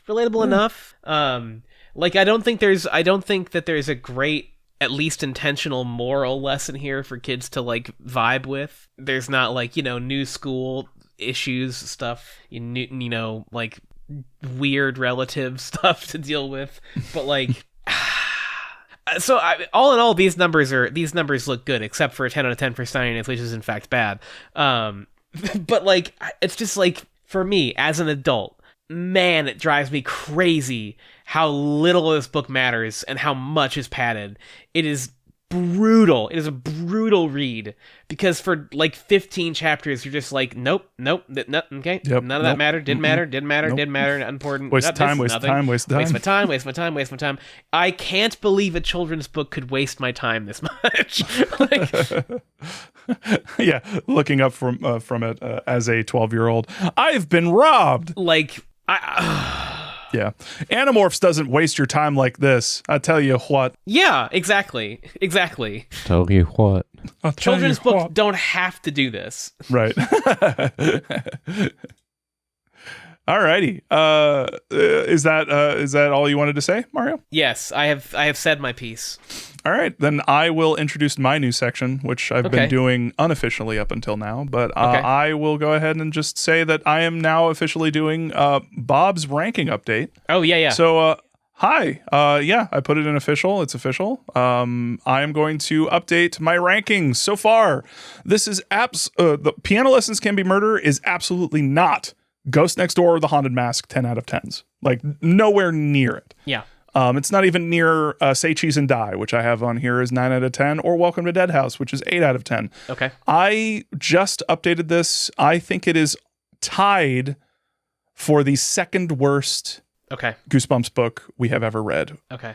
The worst being The Curse of the Mummy's Tomb, obviously. Yep. Obviously. Agreed. Huge stinker. But I am going to put it on my list as 3.5 out of 10, tied for the second worst Goosebumps book with Be Careful What You Wish For. I agree with that. I was thinking in my mind, boy, these two back to back are real similar. Are real rough. Yeah. I totally agree with you. Hell yeah. All right. And with that, let's go ahead and do some plugs real quick. Don't want to waste y'all's time like, a certain kind of a jovial person who also has my name. So if you like what you hear, you can listen to us and listen to all of our other podcasts and everything that we'll ever put out on YCSMpod.com or youcan'tscare.me. You can also contribute if you are so inclined, if you like what you hear and you want to hear more and you want to support us, patreon.com/youcan'tscareme. And we're also YCSM Pod on Twitter and youcan'tscare.me on Blue Sky. Blue Sky is now open to everybody. So if you're one of the wonderful people who made a new account, hi, welcome. There's a lot of really cool stuff about Blue Sky, and one of them is that You Can't Scare Me is on there. So give us a follow. I'm going to be posting a bunch of images. I'm going to try and make it a thing that we just consistently do to post visual references from all of our podcast episodes, so that you can all follow along with the fun stuff. If you want, we're trying not to be too visual heavy. But some of the stuff you just kind of have to see it. So there you go. I have a plug I'd like to make. Oh yes? Yes, I'd like to say this. We're getting dangerously close in other podcast news. Just King Things is getting dangerously close to covering the book Everything's Eventual. In which oh my god, which there is the story Autopsy Room 4. Write your congressman. Get me on the episode of Just King Things where they talk about Autopsy Room 4. We need Mario. I need to be there for this. I have to be present. I will. We will make a post. I will definitely post it off my main account, which is FYI.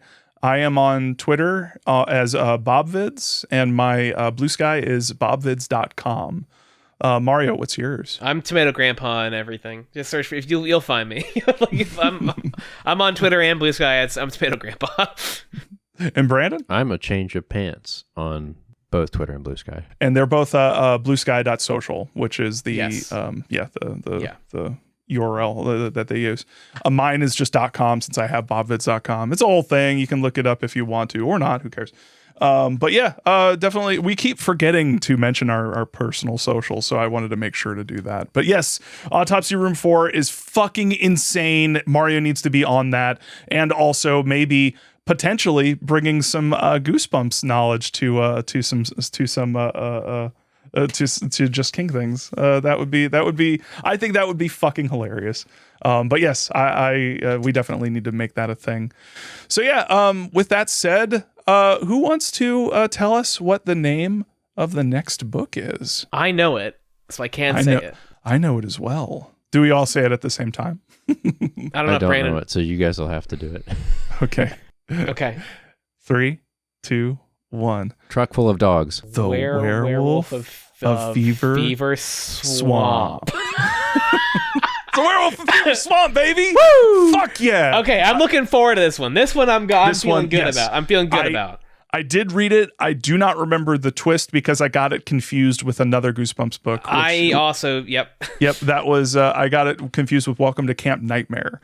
But I do remember bits and pieces. Specifically, I remember exactly where I was when I was reading the first few chapters of this, which was in my old house in my bunk bed, and it was nighttime, and it actually got me spooked. So, I remember this one being scary. I remember this. Yes. Also, there's a fucking werewolf in it. No more piano bullshit. No more fucking weird, like, fucking mystical orb shit. We got a monster, baby. We got a real monster. We got a monster, baby. Real monster. So yeah, I'm fucking stoked. I'm excited. Yeah, and I'm excited to see where. Oh shit! Hold on, I gotta change my batteries real quick. Did I tell you guys I'm a robot? Damn. Wow. Yeah, Whoa! This whole time. Told. Yeah. Did I fool you? Yeah. Totally. Yeah. I totally thought you were a real person. Yeah. Well, that's good. You were giving a quality performance. Yeah. I couldn't. I didn't know if you could hear the real Bob in the closet behind me screaming this entire time. No, I didn't even notice. No. Okay. This probably worked out great. Cool. Great. Well, I'll keep him in there, and hopefully he'll die soon. Yeah. Well, I'll just go ahead and take over. Can't wait to be a pod person. Sounds great. I mean, I've been a plant this whole time, so. Oh, I get it. Podcast. Alas. You laughed so loud your microphone died.